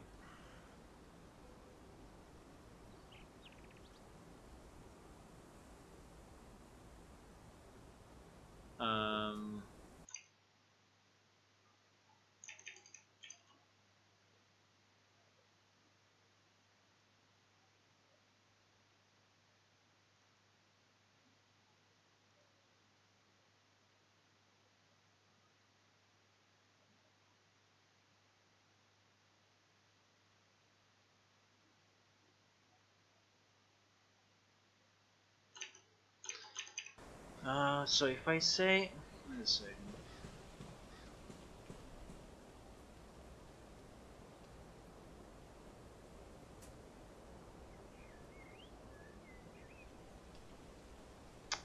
Man, we have an issue with these freaking options that client side we are not cleaning this properly, and it's really not working. I mean, it's messing up everything. I don't know why.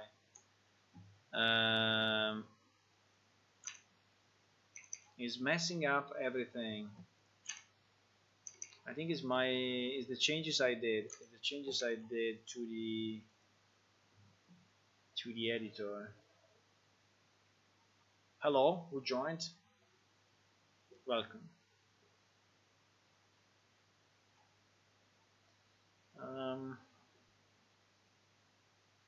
Let me check. We did some mess here into the. We are not cleaning up properly the things.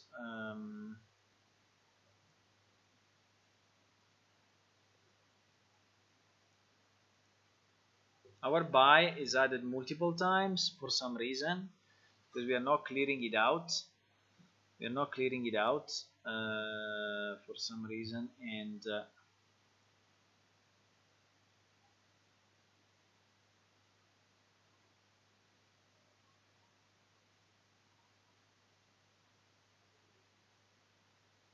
so when we are clicking the button, we check if the trigger is a buy trigger. Okay, so which is the special one. If it's a special one, we clear all the children, right? So this should actually be fully empty, right? And in fact, when we click on buy, the pop-up is then proper. So because we clear all the children is fine, right? The problem we have when we go on this route here. So on this route here, we are not clicking the by, but we're clicking something else. Right? We're clicking something else. And what we said is that we want to preserve at least the by trigger, because otherwise, if there are no options, this guy will not be able to exit, right? And it is why we are preserving it. But at the same time, when we get into the yes, this is what we should do. When we get into the loading here, this is what we should do. We should not add the by trigger by default, but we should just check if there is already one there, right? So we don't add it twice or 3 times or 4 times or 5 times, right? So it is a good point, because actually we have the by message already there, and here we are adding it again, which is a bad idea. So what we can do, we can create wchat bubble widget. Well, yes and no. We should check if our VBox count is greater than 0.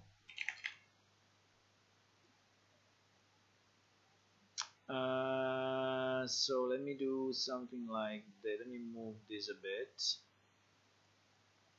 The first thing we should do is to check if our by message, so we should have a branch on this thing being 0 or 1. Yes, I think if is, I don't know what it does in this conversion, but we should compare it to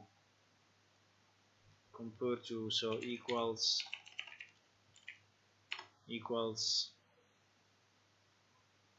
number. Come on. Equals integer.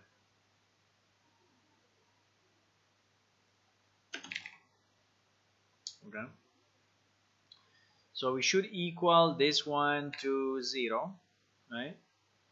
So basically, if it's empty, can we have a is empty or no, or as children? As children. There was an as children, right? As child. As any children. Okay, this one is probably easier, so we don't have to do the comparison and whatever. So we just do as any children. So if this VBox has any children, then means that the by is still there, right? And if the by is still there, we should not add it again. So that's the point. So well, we can do it here then. We can do it here before adding the trigger by, right? Uncompleted. No, because then we will have stuff. No, we have to set a variable. Freak. We have to set a variable. Okay. Let's do this. Is by already there. The default is false. Yes. So in case it's true, if he has children, then we set this to true, and then we go here. So yes, this thing is doing only this thing. Just give it some space. This checks if by trigger is already in the widget, right? Okay, so and here, so it's better there we set it to true, then we do our for each loop, and then here we do a branch if it's already there. So if this thing,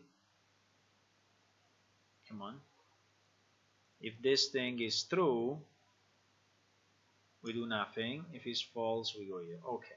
Now I think we have at least the by logic, the by thingy. No.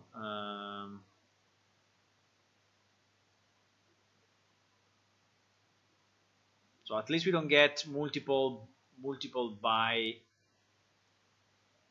messages. Okay. Okay.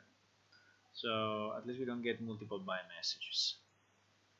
Now what I'm still a bit confused is the for each, is the for loop, which I'm not sure if we are really deleting the right items. This for loop, I'm not sure that we are looping on all the items. Get children count. So get children count is returning the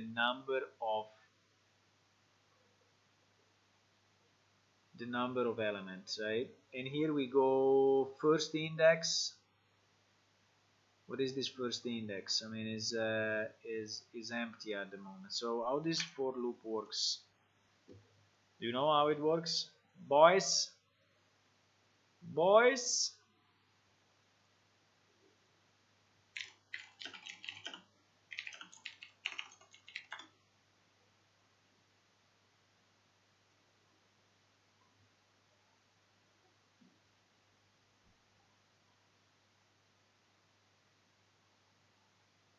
Come on. So for loop, the simple example loop is triggered when a player touches a simple trigger, the loop iterates 10 times. First index is 1, so it puts 1 as a number. We didn't put anything. Loop iteration will take John. So the first index is actually 1. I think if I leave it empty, it will set it as 1, right? So I can place 1 here. It's not a problem, right? It's fine. Place 1. So this should cycle on all my elements properly, right? The problem is that I was seeing the let's see. Let's see if we can fix also the trigger thingy. It said shift enter. Oh, nice. Shift enter actually works. Okay, cool. Okay, so let's test it this way. Okay.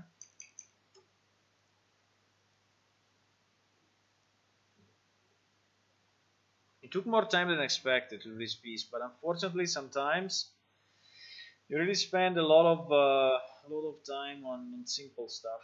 But meanwhile, we learn the engine, which is good. So meanwhile, we learn how this thing works, which is very good for me. It's very good for me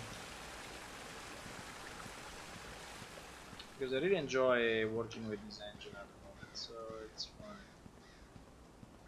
I think Armquist is behind this door, by the way. He's there behind this door. Pretty sure. The sounds are coming from there.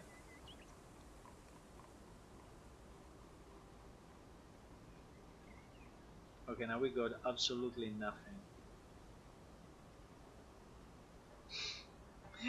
Why we got absolutely nothing, boys?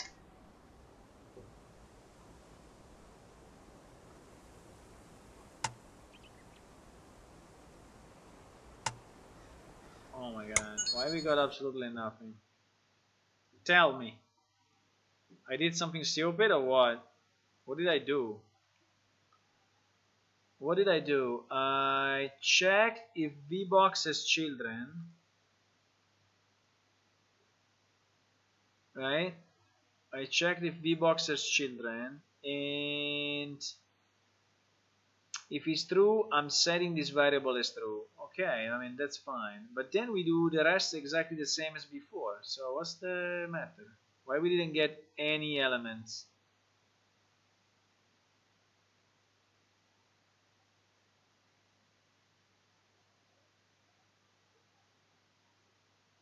Why I didn't get any elements, like 0, total 0?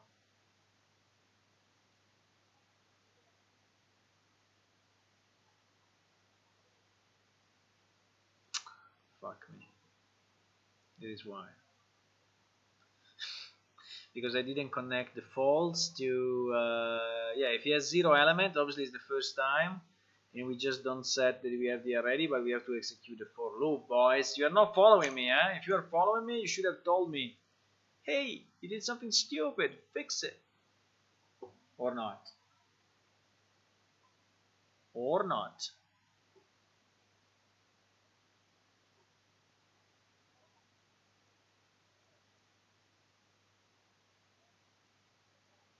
Okay.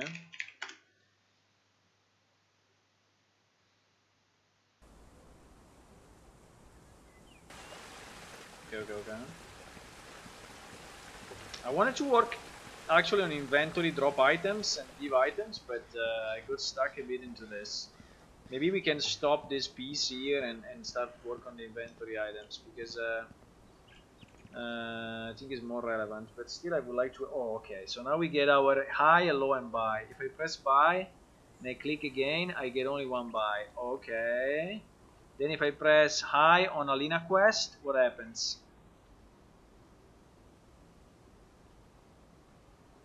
I should not get the first one. That's the problem. I should not get the first one. First one should not be there.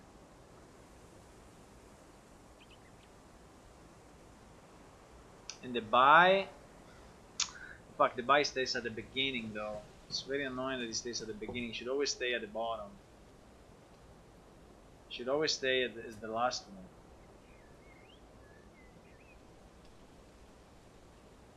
Did we really receive all of these 3 things?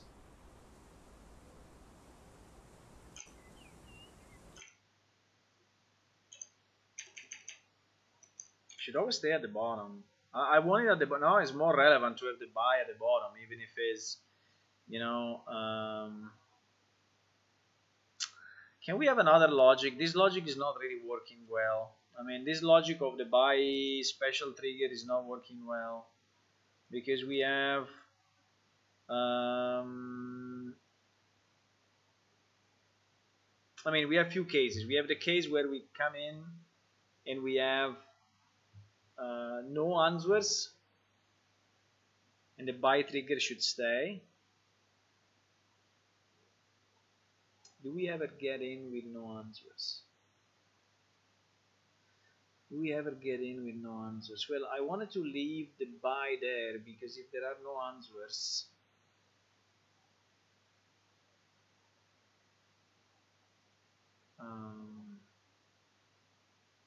yes, because when he's coming the second time, I think we have an issue when he's coming the second time. When he's coming in the second time, he finds the buy. Is it coming in the second time?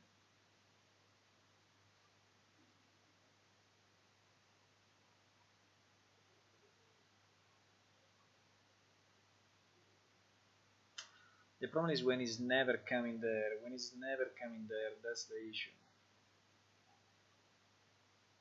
When he's never coming back. If he's never coming back because the NPC has nothing else to say, right? We want to leave at least the buy message. If the NPC has nothing else to say. So, but the point is that if he has nothing else to say, we never come here again.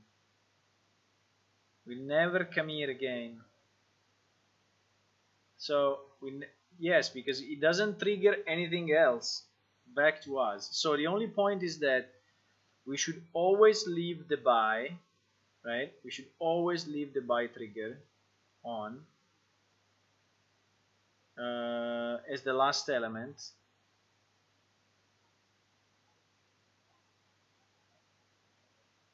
And when we are going out, when we are going out, we should clear. So yes, when we are going out, we should clear them all except. I think I had a mistake in my logic. When we are going out, right?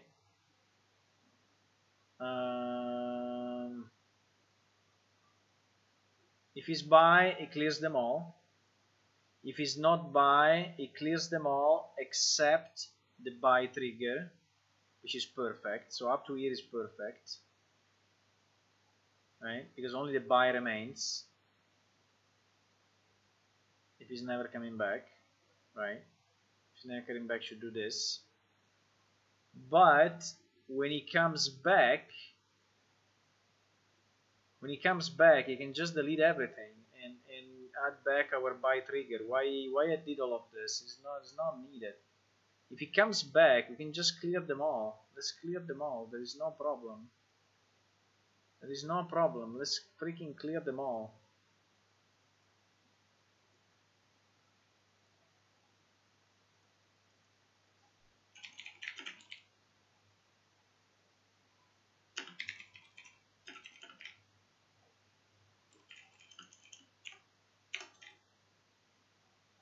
Yes, let's just clear them all. There is no need to do this thing. There is zero need.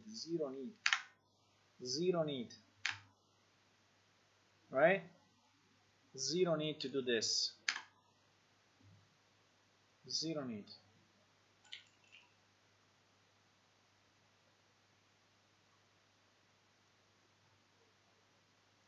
Just clear them all, because if we are coming back, means there is at least an answer, at least some new menu that we have to display, right? And this new menu to display, for sure will have something in it, so it's fine. I mean, we can just clear them all, and after we clear them all, we will recreate just the one that we want and the by trigger, which is always there. Only in case we don't come back. Then when we click on something, we leave the by trigger on, right? And the player will be able to click on buy. Yes, I think there is much makes more sense to me. Makes more sense to me.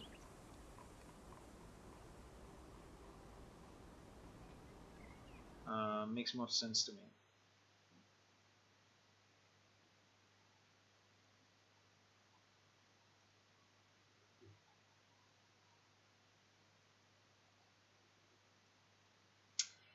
One thing that I'm a bit surprised is that we were getting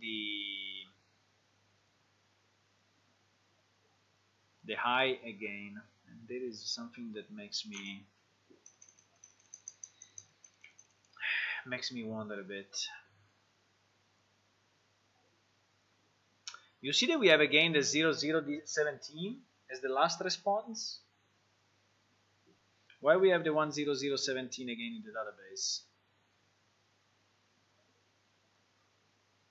I think there is one case in which we are messing up the database, actually, which is not nice to say, but I think that's the reality. There is one case in this quest when we are setting as the last response something that is not the last one in the step, and it's bad.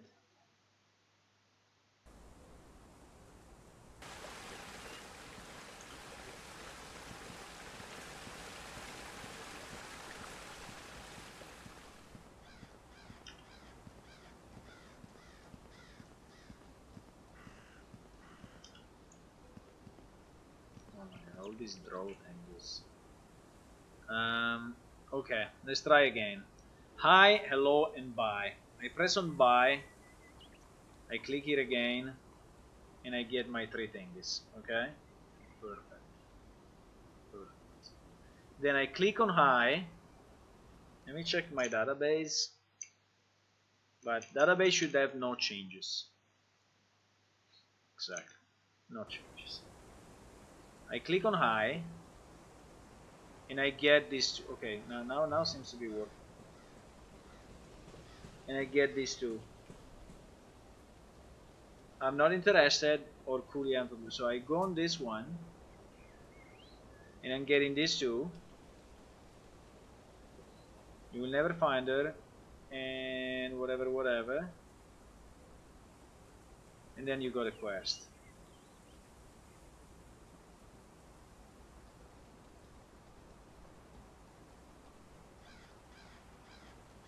Why I came back with this one?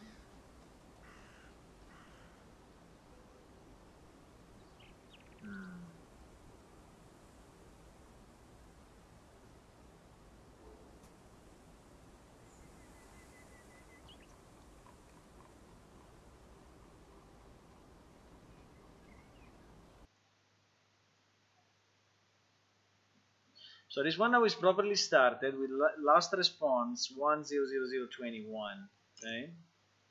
Which is exactly what we want. But for some freaking reason, seems that I can start it again. It should not be possible.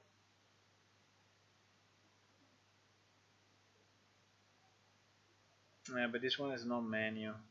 These freaking quests are kind of fucked up though.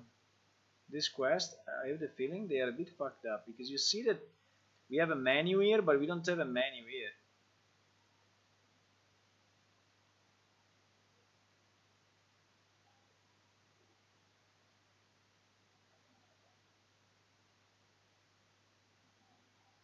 But considering this quest is already assigned,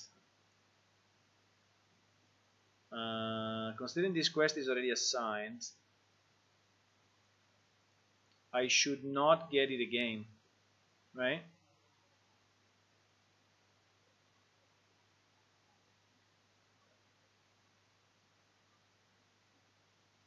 You know what I would like to do? I would like to start the old client and see what the hell it happens. Because I'm starting to get, confused, and so I want to see exactly with this database setup.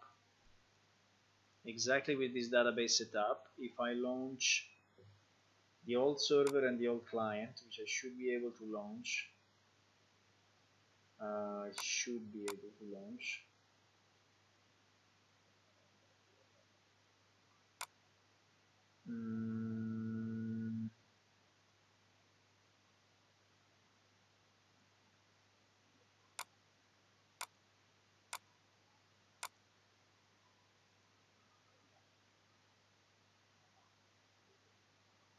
No.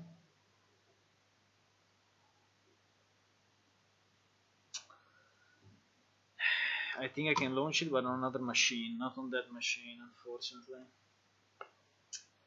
I can launch it on another machine, but I don't have this database. I would like to launch it on this machine. Why I don't have it on this machine?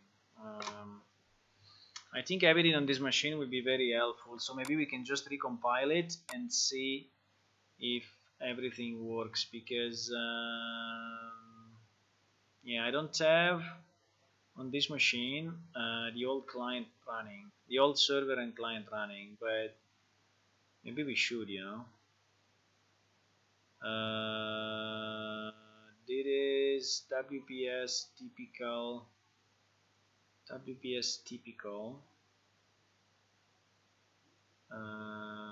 I think I want the other one. I think I want the static, right?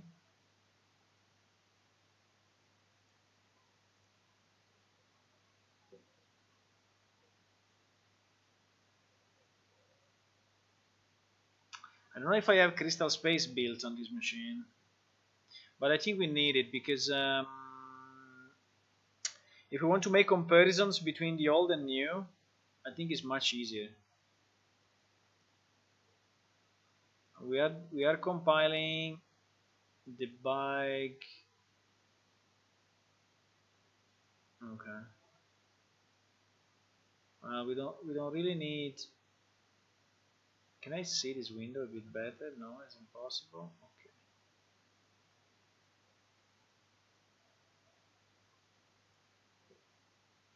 We are in debug PS release CS. Yes, I think which is exactly what we want, right? So if I ask to build this, what happens? We don't have Crystal Space compiled. There is a problem, boys. We don't have Crystal Space compiled here. We can compile it.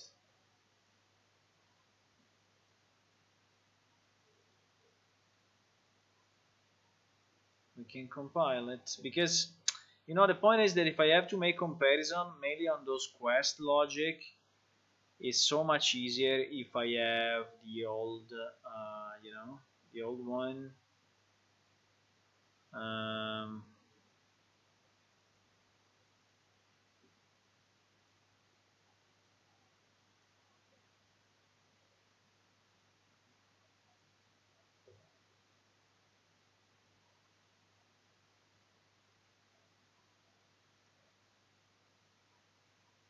No, wait. We compile it in release mode. Release with static libs, I think it was. Don't remember. Let's try to compile it this way and see what happens. If we can have a run in Crystal Space also on this machine, I think it will help us because we can then run the client and have everything working properly, you know, as expected. I don't know if I have all the libraries though, because there was the libraries to compile and there are some dependencies that I don't really know if I have.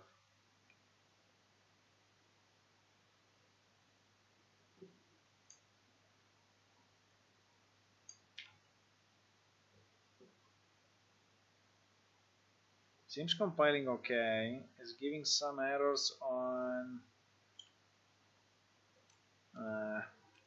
yes, the dependencies.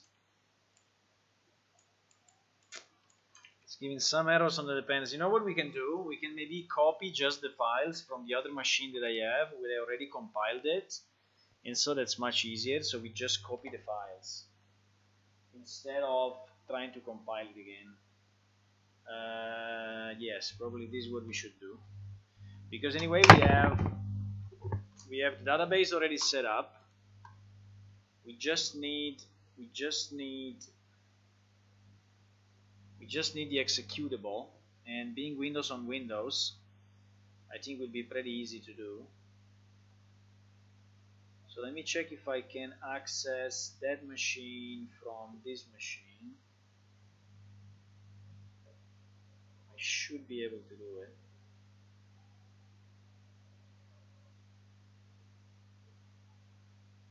And I can then copy, I will copy the wall, I would say,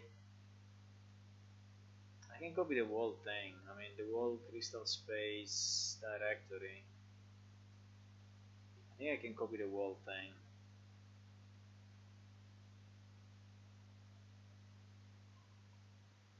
Let me try. I think it may take some time because it's over the network and there is a bit of you know, but should be fine. Let me check. Let me check if we can do this, because it will be much easier to have it from the same machine than having it from different machines. I think it will be much easier.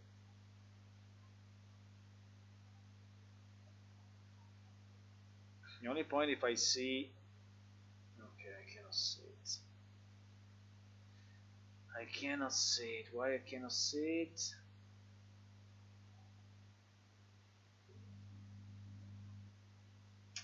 Which, for example, F. If I could get F, would be nice.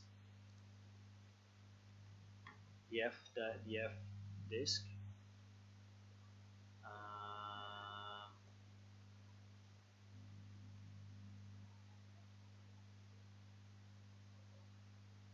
Am I on the network? Yes, I'm on the network. What is the problem, boys? I'm on the network with this other machine, but I cannot cannot see it.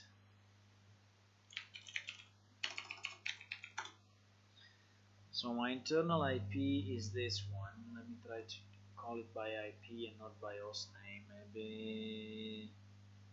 What is my internal one?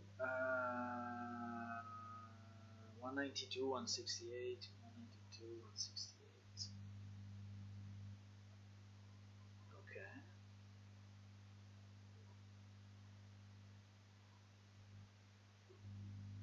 Okay. He asked me the password, so I can enter probably.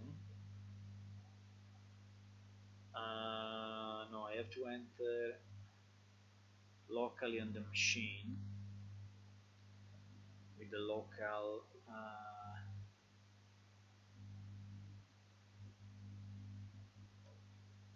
come on, why is it not working?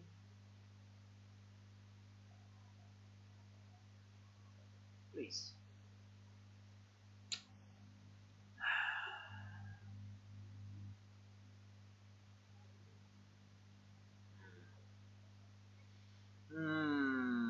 Doesn't work. Doesn't work. Why doesn't work? Why doesn't work? Yes, that's my password, so it must be okay. Why I cannot get in?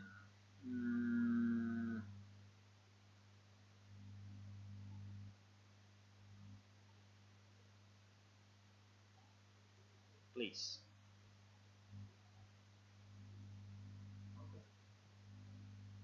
Doesn't work. Access is denied.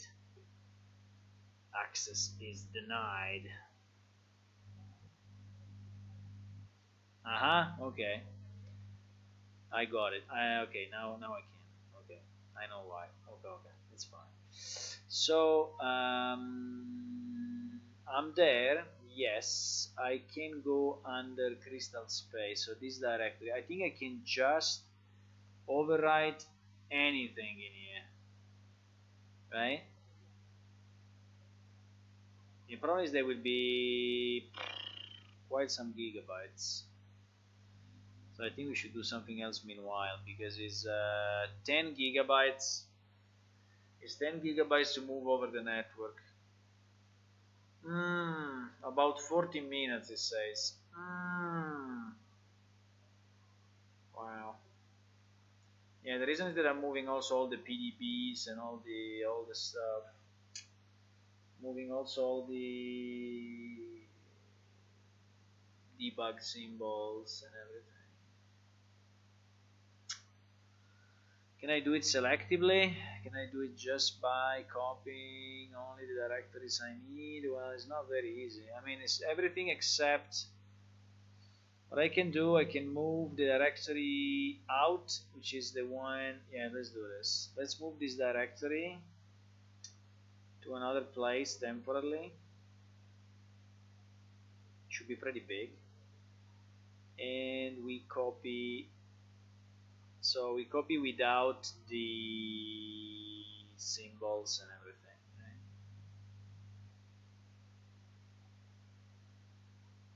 Right? 7 gigabyte doesn't make any difference. I mean, it makes a bit of a difference, but not a huge difference. Okay, I guess this test will be done another day. So I will start the copy so that we anyway have it done, right? And so next time I will be able to run also on this machine the scripts and everything, and I will copy also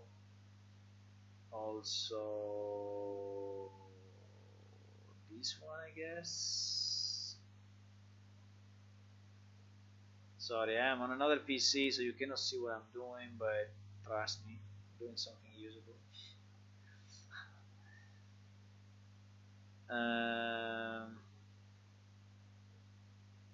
Yes, I can copy this one over this, overwrite all,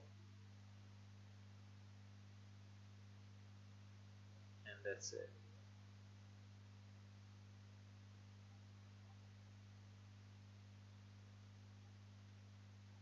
Okay. So meanwhile that is running. Okay, so we are copying everything to the other to this machine. Just a second. I need to move this PC to a better place.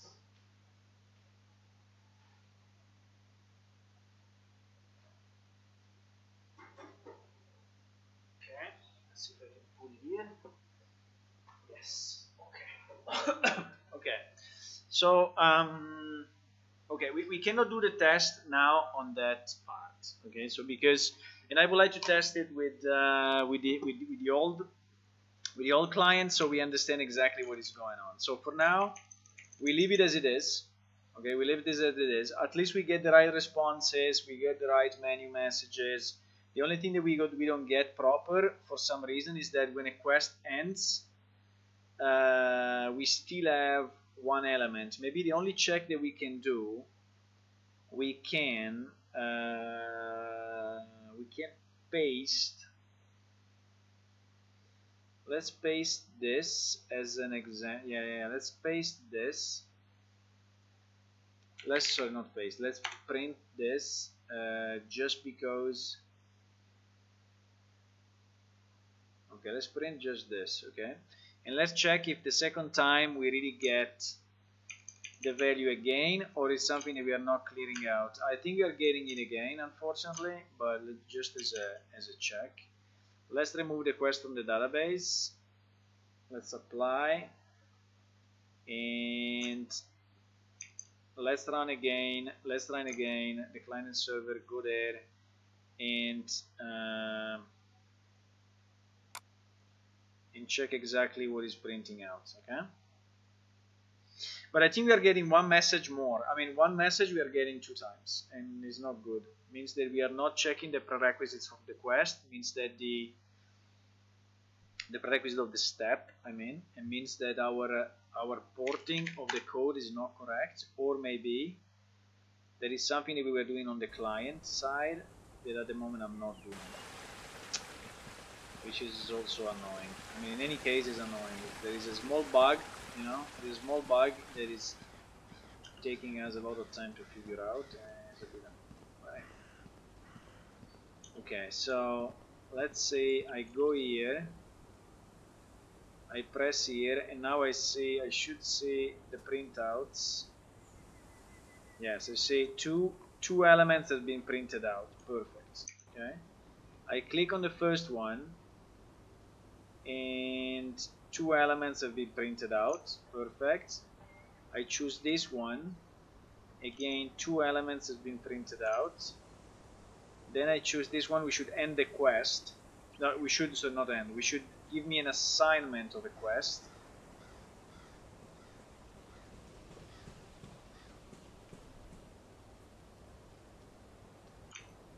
Alright, so we don't clear. So we didn't get any message back, but we didn't clear properly the list.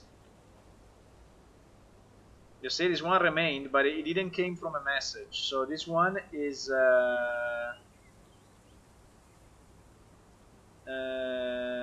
this one is an error in our blueprints, because we didn't get a message back, but still when we selected the second one, for some reason we didn't clear out all of them. We didn't clear out the first one. I don't know why.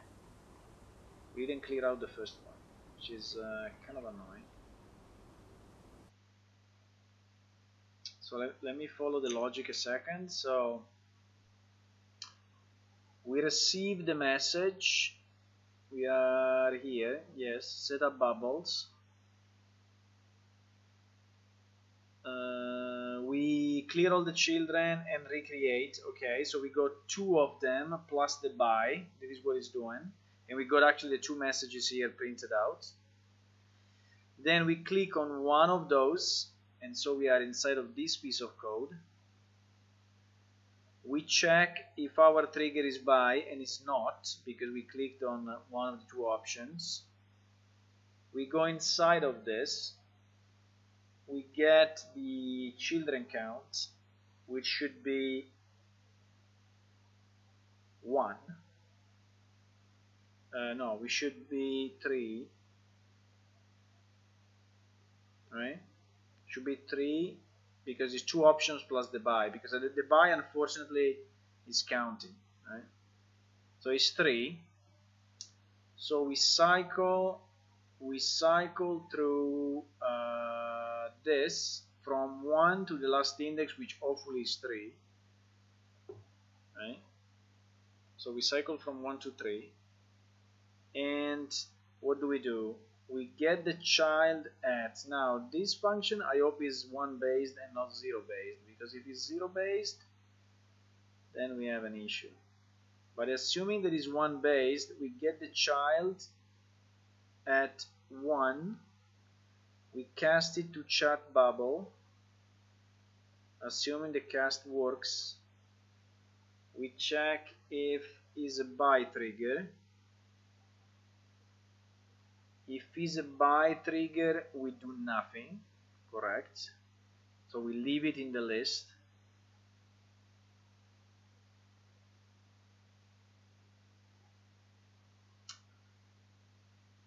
If it's not a by trigger, we remove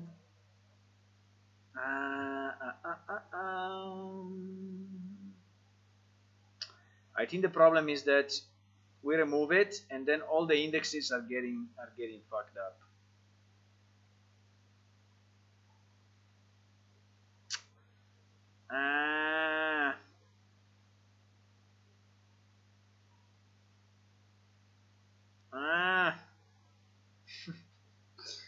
You know, because we are looping for numbers, and so the second number, so we never remove the first one. Yes, exactly.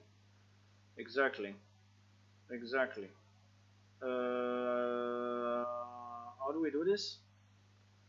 How do we do it in a way that works? Because we are removing element number 1, and then unfortunately the element number 2 becomes 1, and so we skip it. So I think we should loop while it is not empty. No, while it doesn't have only 1 element left. So this for loop is a bad idea. We need to have a while loop. Does while loop exist? I think it exists, right? While loop. Please tell me it exists. While loop. Nice. We have a while loop. So so this one should go. Our condition is that we should loop until we have 1 item in the list, right? And until get children count, no, until get children count is equals to equal integer equals to 1. No. Until is greater than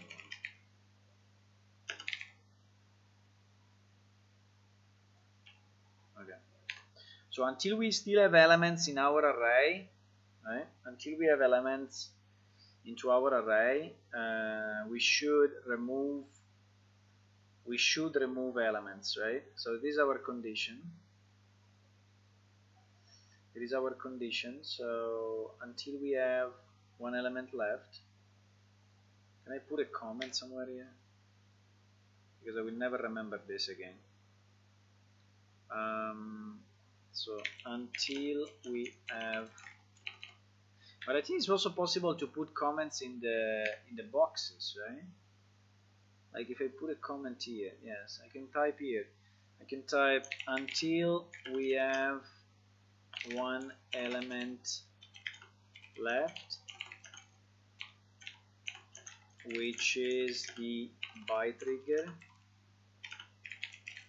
Until we have 1 element left, which is the by trigger, remove the elements. Okay.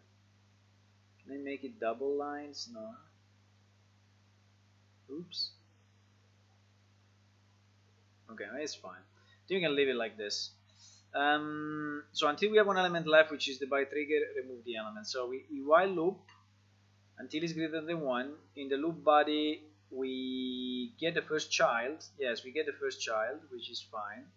We check if this first child is the by trigger, which hopefully is not. It cannot be. I mean, it cannot be. And then, if it's true, we remove this child. Right?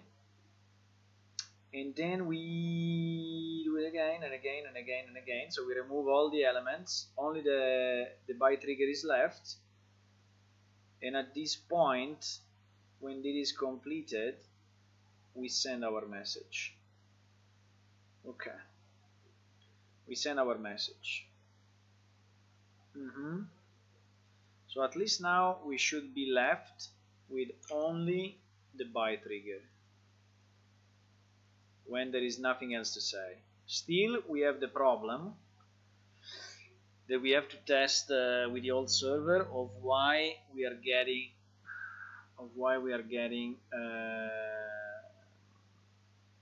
the starting of the quest again, also when we have it assigned. That's a problem. That's definitely a problem. It's definitely a problem. So now what I have? Now I have the quest assigned. Now I think I have the quest assigned. Yes, no, I want to remove this. I want to remove this. And yes, I want to remove that. I don't know if my apply, yes. Finish. Start the client. I don't know if the server is reading my characters, but I think it's reading my characters only when I click on them. So I didn't restart the server, but I think it's fine.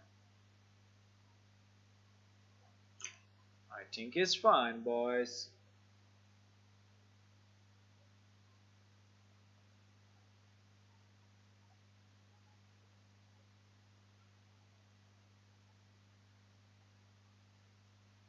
Okay, so we go in.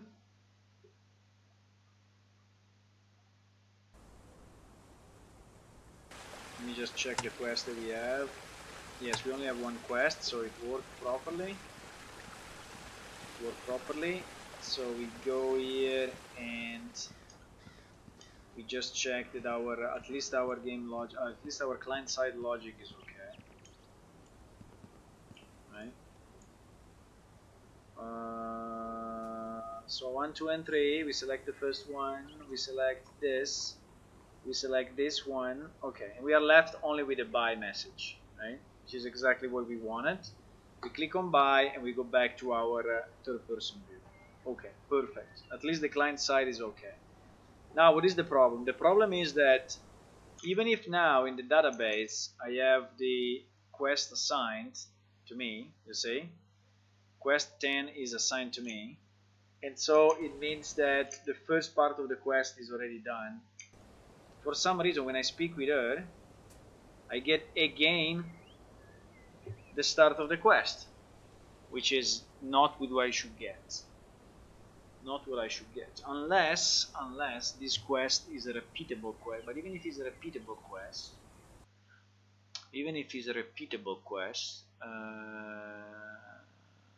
it should not happen. Even if it's a repeatable quest, should not really happen.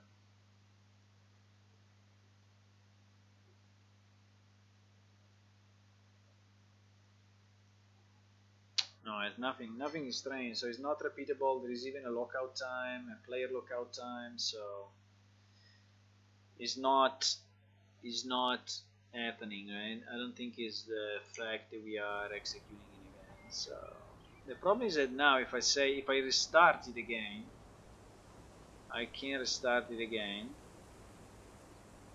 and obviously I don't get the assignment of the quest because I got it already once, right? But there is a bug there. Okay, but that bug we will fix it later on. Okay, we cannot fix it now. We need to do a test on the old server, see exactly which kind of messages are coming through. It will be much easier to test than just debug the code. Okay, so this is fine. Another thing that so at least we fixed all the client-side logic, which is very nice.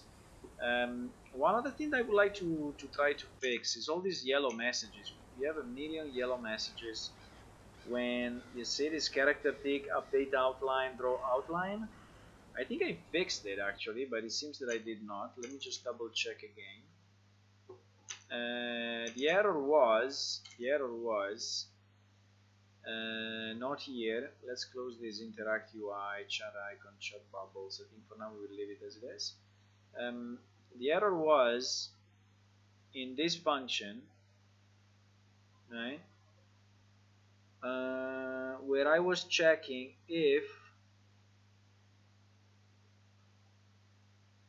this hit actor was actually valid. Now, if it's valid, I go here, right? If it's valid, I go here. So it seems to be okay already, but PS character blueprint.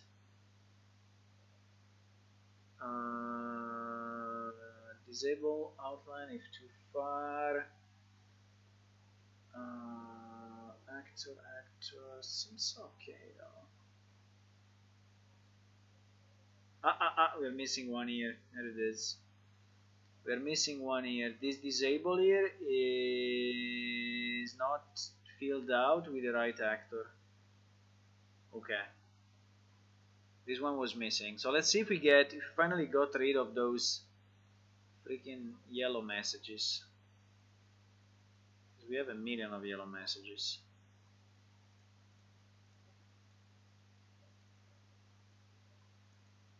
I don't have much time left, but I think we can try at least to do a piece of the inventory. Place the piece of the inventory.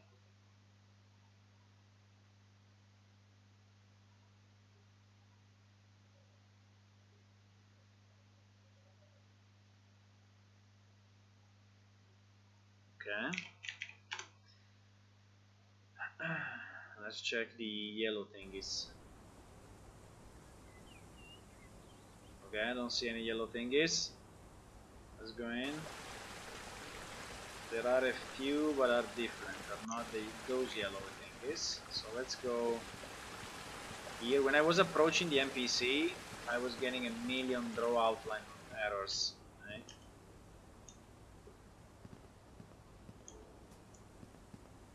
Okay, I'm not getting them anymore. Okay, nice. So we fixed that as well. We fixed this as well. Very nice.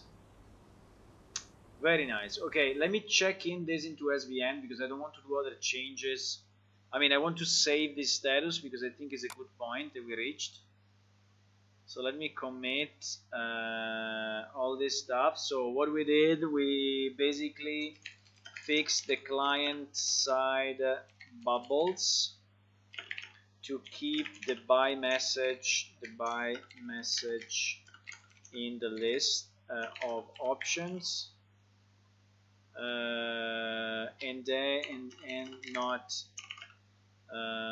change and not switch the camera between questions and answers. Okay, which I think is a good point. Right? Is a good point. So all of that, I think we can check in. Another thing that the old client was doing was when the NPC was actually answering, it was answering to the right side with the answer, right? So at the moment we are not doing that.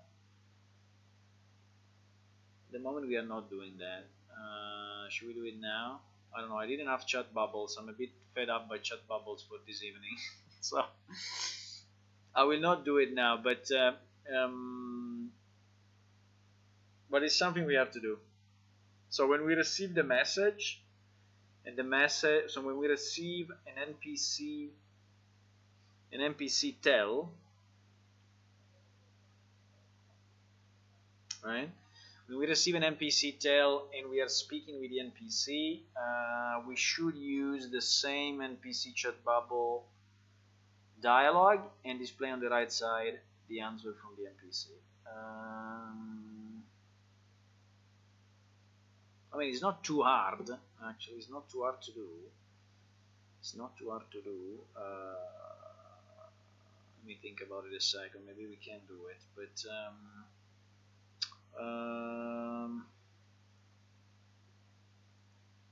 the problem is the entry point. Where do we get the entry point? Because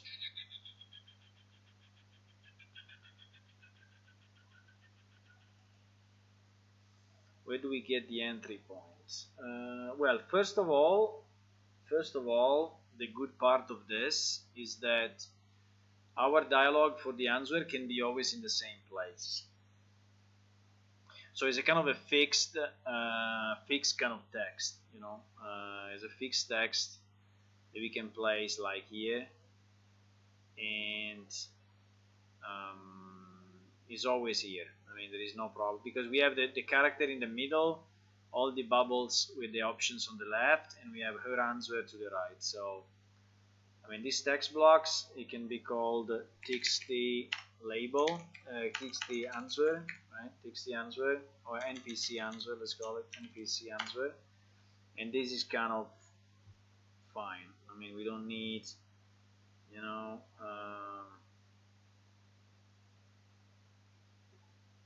we don't need any, we don't have any problem with that. Now, let's make it a bit smaller, okay, like this. If we can have the same padding, I will prefer, but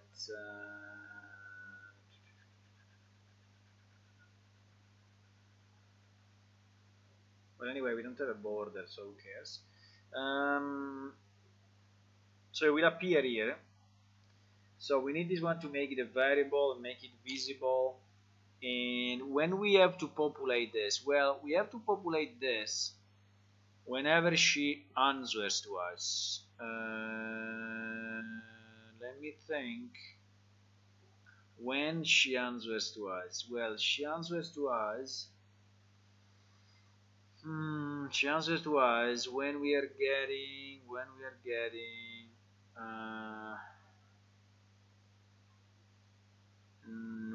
getting an NPC answer to our. I think it was in player controller though, right? I think it was in player controller because we had the send chat message to NPC. Here it is. I think it's this one. Huh? I think it's this one. We send the chat message. We receive the chat message. We break the chat message. We go to receive. Wow. There is the receive. What do we call the freaking chat bubble? No, wait. You know when we call the chat bubble is. Oh yes. When do we call the chat bubble? When do we call the chat bubble? We call it. Setup chat bubble. Well, where is the reference to this? It's outside of this window, huh? Setup bubbles. We have to search setup bubbles everywhere, wherever it is. Okay, I think I found it. Setup bubbles. Talk interaction after clicking on the mouse icon on the NPC interact window. Well, kind of yes, but this one is setting up the first time, right? But then I don't know where it is. Receive dialog menu message. Okay, perfect. It is when we are receiving the dialog menu message, but we are also receiving the actual answer, and I think the actual answer, we receive it from here. I'm pretty sure we receive it from here. I'm pretty sure we receive it from here.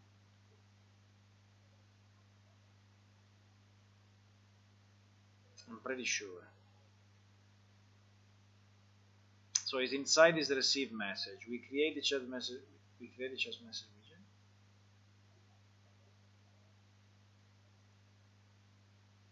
Holy hell. Cyborg, are you there?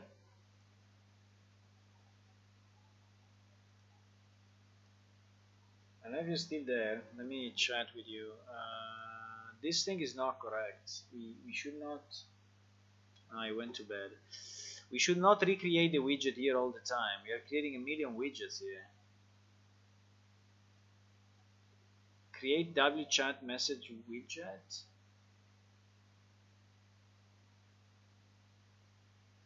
Wchat message. What is the wchat message?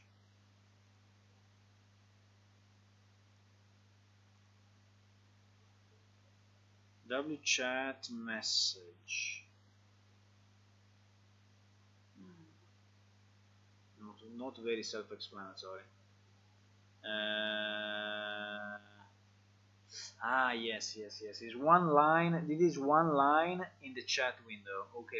It's one line of text, so it's correct. It's correct that we are creating this. It's probably not the best way, but okay. I think it's fine. But it's exactly where I want to be. So exactly in this thing, we create this line, we show it, we filter it by a million conditions, and then we put it there. Right? Let me scroll to the end. Okay. After this,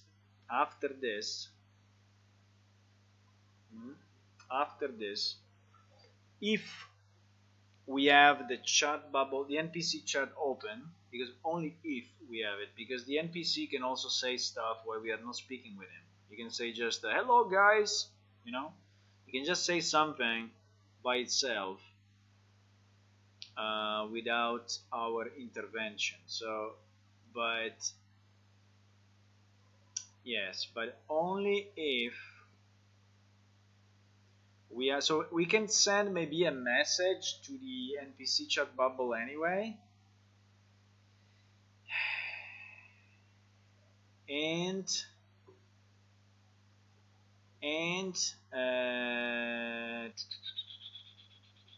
this thing is not very easy, boys. Set up bubble. I know how to do it, but it's not set up bubble. Set up bubbles. It's the same, boys. No, set up bubbles. Set up bubbles. Okay, see. So target is what? NPC chat bubble. So this thing, NPC chat bubble. Okay, I have it here. So if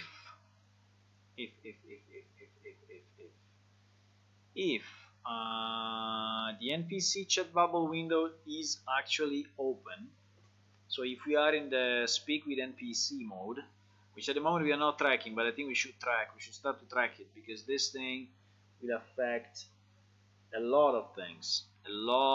So I think we should have a variable set on our player character, which is something like is speaking, no, is, I don't know if it's better to say speaking with NPC or is in face chat mode. I don't know how to call it, you know, when he's really looking at the NPC. So is speaking with NPC bubbles, let's say. Let's call it is speaking with NPC bubbles, which is, I think, is understandable enough.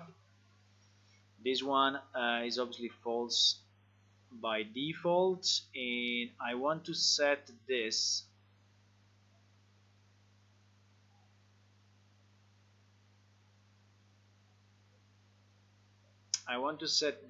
at the beginning of NPC chat bubble.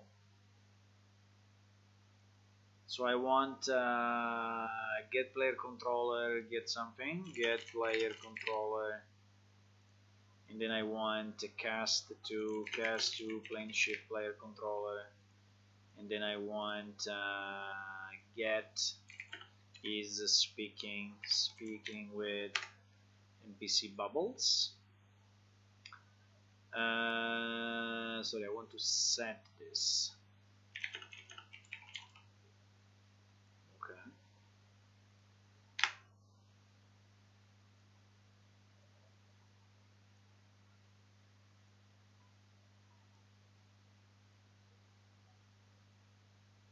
So we set this to true as soon as we enter into the into this, right?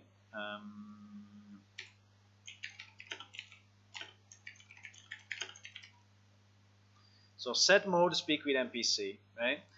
Which is very important because at this point we want to know when we are here. Now, how we can exit from this mode? We say we can exit only. We can exit only with the buy button, right? Which at this point is very handy for us because there is no other way to exit. So it's perfect. So when we are exiting, we are actually exiting from one thing that is called wchat bubble, right? We are exiting from here. Now, when we restore the third person, yes, change camera to third person. Here we are exiting from the chat bubble thingy. So here I would like to set back the mode. Set mode not speaking with NPC. Right? We don't speak anymore with him, so we want to right. We want to unset this in our player character. Okay, perfect. So now that we know when we are in the NPC speak mode and when we are not, now is a bit easier because we can from here, right? Only when this variable is set, so only when this one is set,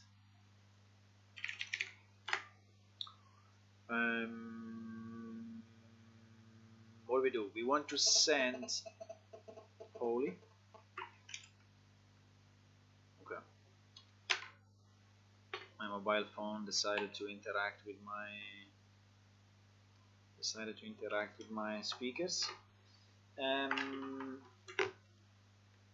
So only when we are entering NPC mode, sorry, only when we are in NPC mode, if you're already speaking with him, then we want to not to set up bubbles. No, we want to send. We need another method, right? Another method on the same NPC chat bubble thingy, which is not this, but it will be something like not set up bubbles, but I don't know. Let me just print some. Let me just add a stupid node and then say make function collapse to function. This function will be called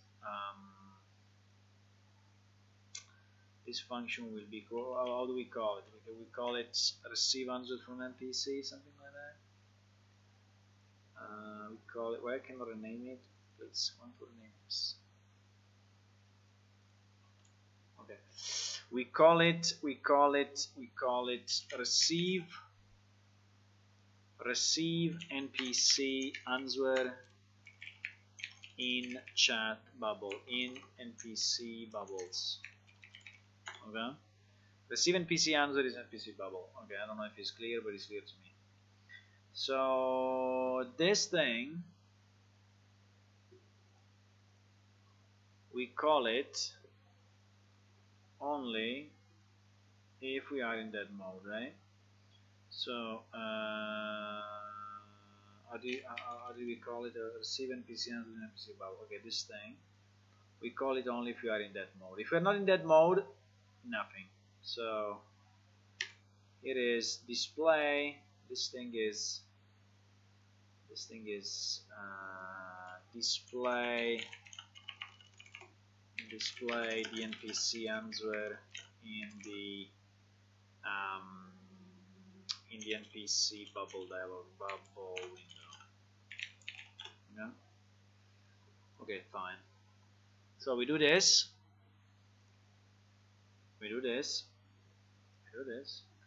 And so here in our chat bubble,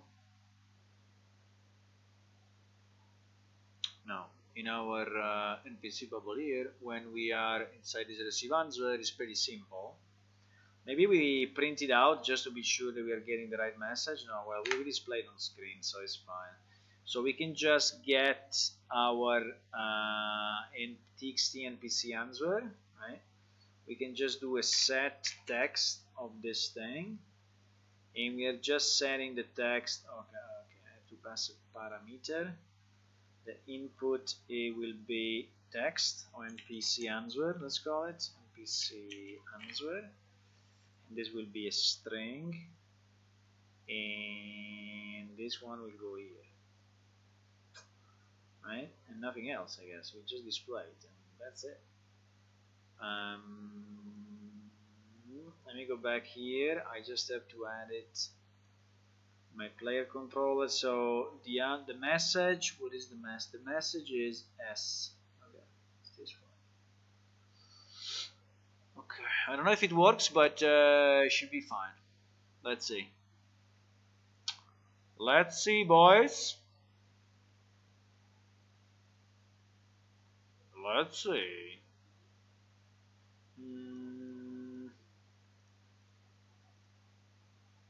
Let's see. Meanwhile, the other PC is still copying, huh? It's copying a lot of stuff.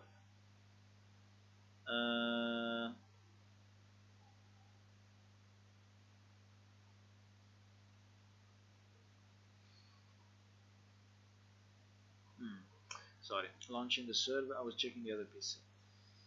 Okay.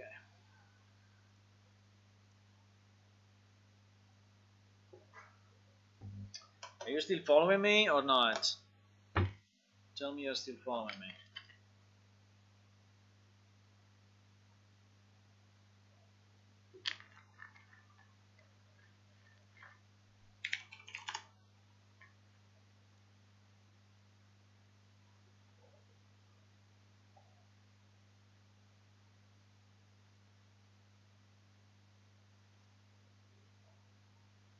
Okay, I'm logging in. Server is dead. Why sometimes the server doesn't start? That's weird.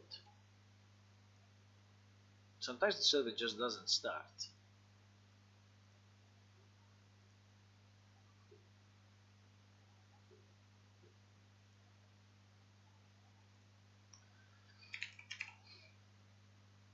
Our server is printing like a million lines at the start. As you see, the matrix falling down is printing a lot because at the moment I'm not disabling any of the logs. All the logs are enabled by default, just because I want to see the maximum information possible. But actually, printing all that text is not a great idea. So we should maybe, yeah, disable those logs sooner or later.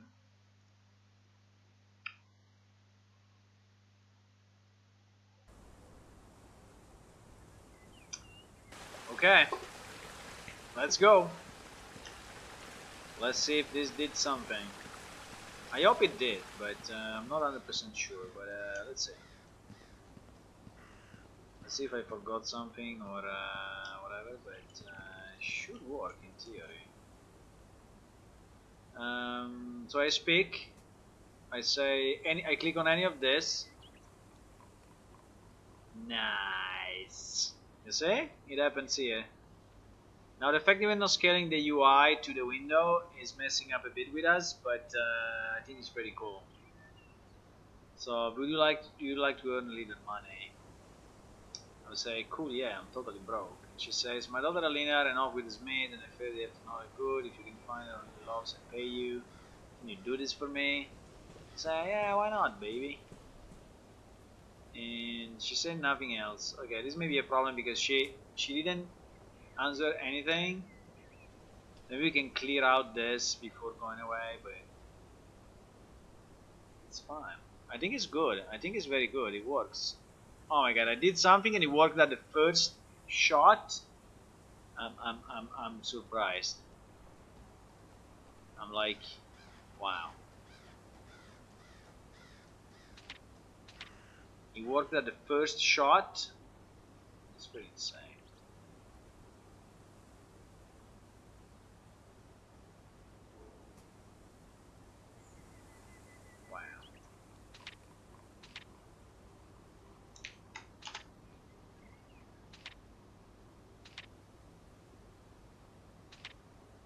Okay. I think it was good. I think we can keep it like this. At least we have the answer on the right side as well. So it's very nice. It was very quick to do, like 10 minutes, 15 minutes. We did this other piece, so I'm happy about it. Very happy about it. It was an easy one. I mean, I thought it was harder, but it was not. So let's commit this. Let's commit to SVN. So we have also this other piece done. So let's say check in, commit, player controller, chat bubble, chat bubble. So what we did, we added the response text to the NPC bubbles window, right? And that's it. Cool. Now, unfortunately, I don't have more time to continue because tomorrow I need to wake up pretty early, and so I need to go. But it's been good. I think we did we had some good progress. Maybe we can post some of this progress on our forums, on on Facebook or Twitter or whatever, just to keep the people up to date with our progress. But it seems to be cool. Um,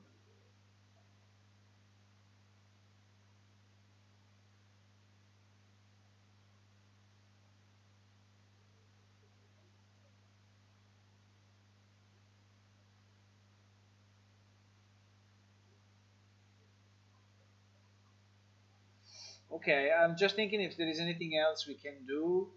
If there's anything else we can do.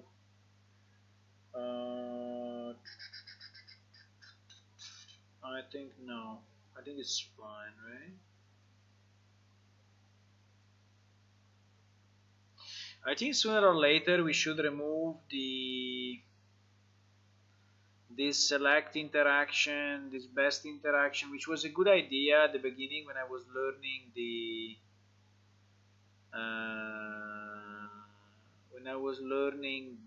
language. Somehow we were learning a really bit at the beginning, and so I wanted to have this test on the interaction, get selected interaction, but I don't think we use this anymore at all. So maybe we can just remove it one day. I don't know if we should remove it now, but we may just remove it. I don't think it's very needed.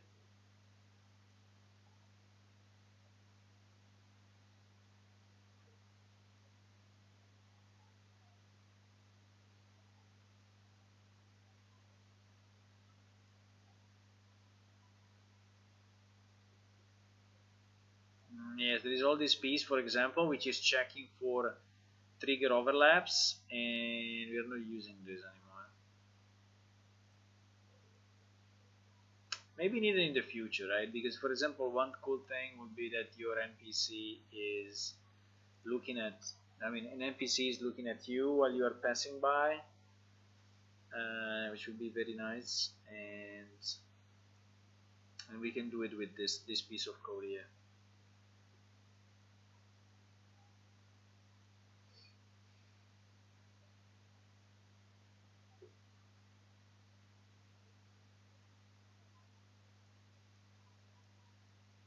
Okay, I think it's fine. Is there anything else we want to do? But I basically finished the time, so basically finished the time. Yeah, all these things I have. Yes, I have removed.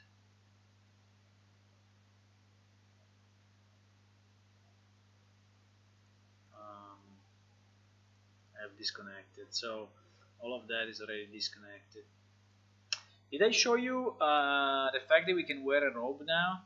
I think I can show it to you because there is a piece that we did yesterday, and I didn't show it to you yet, but I can show it to you quickly. So what we did, well, what I did was to add a key, which at the moment works only for the elf character, but I think it will work for others as well soon, which basically switches one piece of equipment. It switches the torso mesh with a robe. So if I select this character, why this one is flickering while I'm having the mouse on it, and when I select the cran, it's not.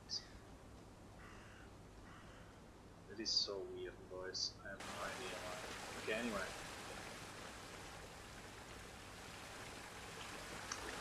Apart from the fact that it's not really moving left and right, but I don't know why. But if I press, I don't remember which, T? Yes, if I press T, you say? If I press T, I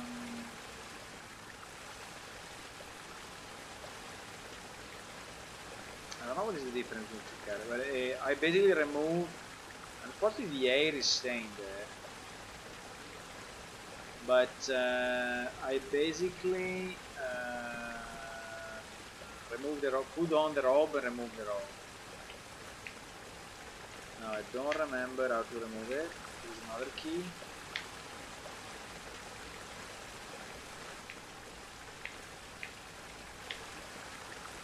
I can have the face cam on myself with this character. You see? There is the face cam. Nice! The problem is that I don't know why this character is considered to be different than the Cran character. I have no idea why. I mean, it is like if this character is not a player. I mean, he's not a player, but he's an NPC. So I can right click on it, you see, and I can speak. And the speak doesn't work, but you can right click, while with other NPCs, with my character usually I cannot. So there is still some.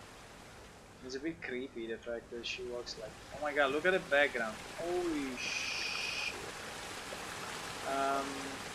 There's definitely something wrong going on here. Definitely something is bad, but yeah. I can jump, but if I go back, it's all fucked up. If I go backward, it's like, I don't know why. But it's like if this character is not the real character I'm working with, like it is another character. I don't know if the reason is that it's the same character of the NPC that we have down there, so maybe, I don't know, maybe that makes a difference. Ah, she makes so little jumps, I cannot go up. Okay.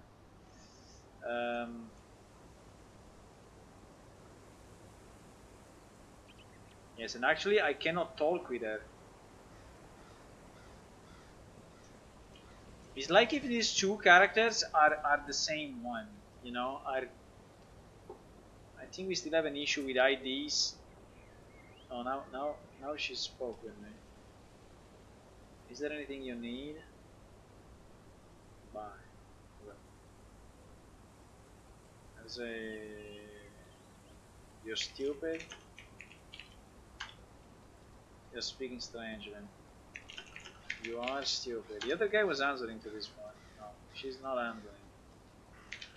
Hello, babe. Hello, babe. She says, go away, huh? How are you? No, she doesn't understand too much, huh? You're a bit stupid. Hello? Okay, anyway. kind of works. I mean, this part kind of works. The thing it kind of works. I mean, I think we did good progress, right? With that said, I will leave you with this nice image in the background and some nice plane shift music that we have. Like, for example, this one. And I will see you soon. I don't know if I will be able to stream tomorrow. Hopefully, yes. If I can, I will.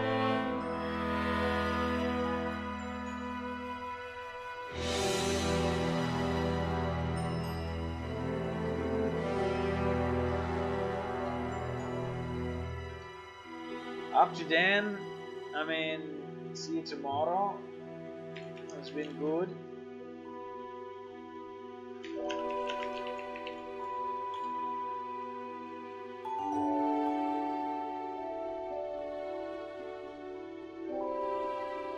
When I look at this picture, I mean, I have the feeling that this thing is coming together, boys.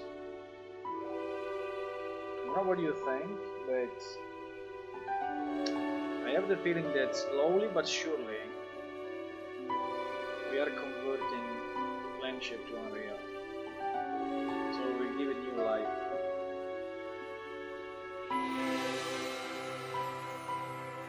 We will have new life, new players, new people join, new technology, new particles,